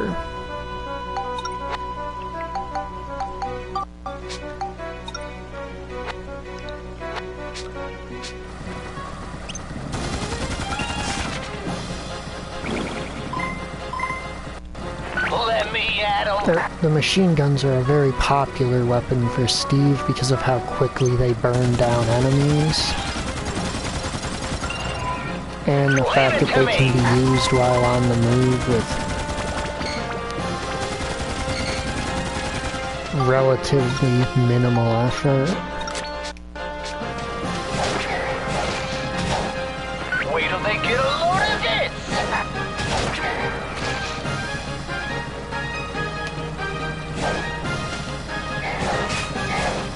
I'm gonna get you guys!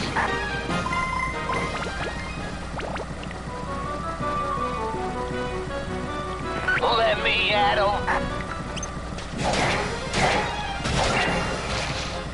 Wait till they get a load of this!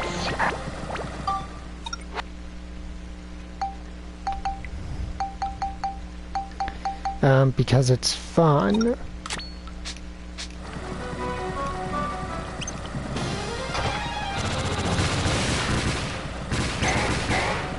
I'm gonna get you guys!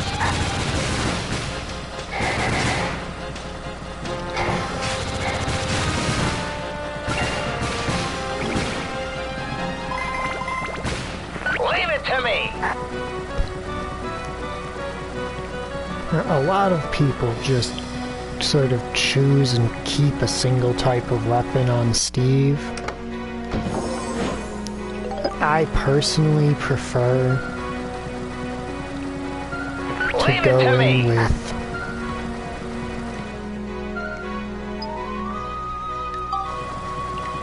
yeah, that's Pow telling me that that chest's a mimic.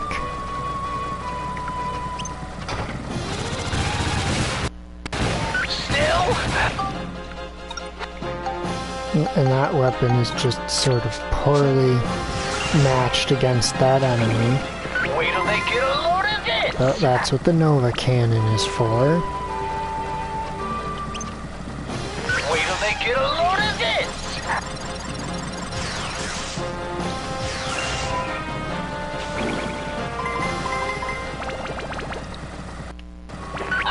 A little help here.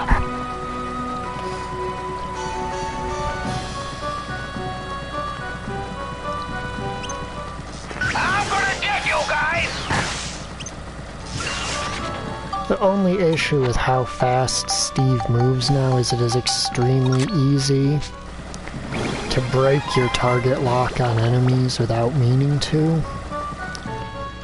And Steve is heavily reliant on his target lock to actually get stuff done with his ranged weaponry.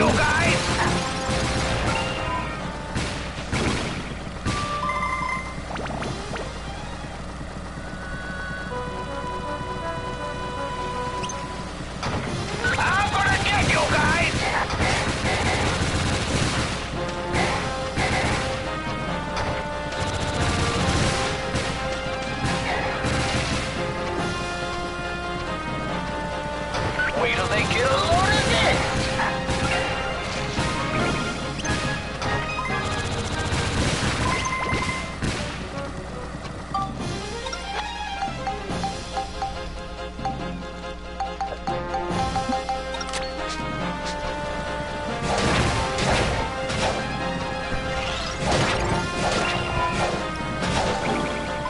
I'm gonna get you guys!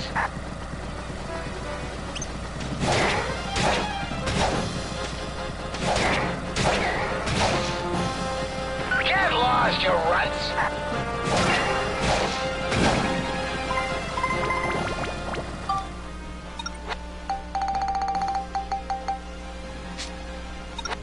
Alright, it might help if I were to actually use those to upgrade his stats. Still, I'm beat, I tell you. But I will say the quick movement with his propeller legs. Okay, I didn't actually get to see his That's enough for today. identifying the enemy thing. But yeah, the speed with his propeller legs actually makes it very good with melee weapons, since you can bat the enemy around and then easily retreat before they can really counterattack. Which is even funnier since you can guard Not doing too bad. while moving as him. So you can attack. So you can... Well, he actually has a lot of downtime between his attacks and guards now that I fuck around with it, so maybe you can't do that, but...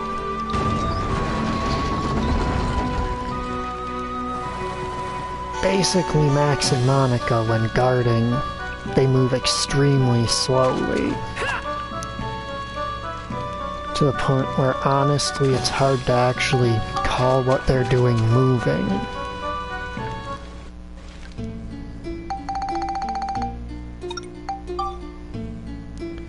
Yep, but now I'm gonna save and call it here for the stream. Since I achieved several goals today.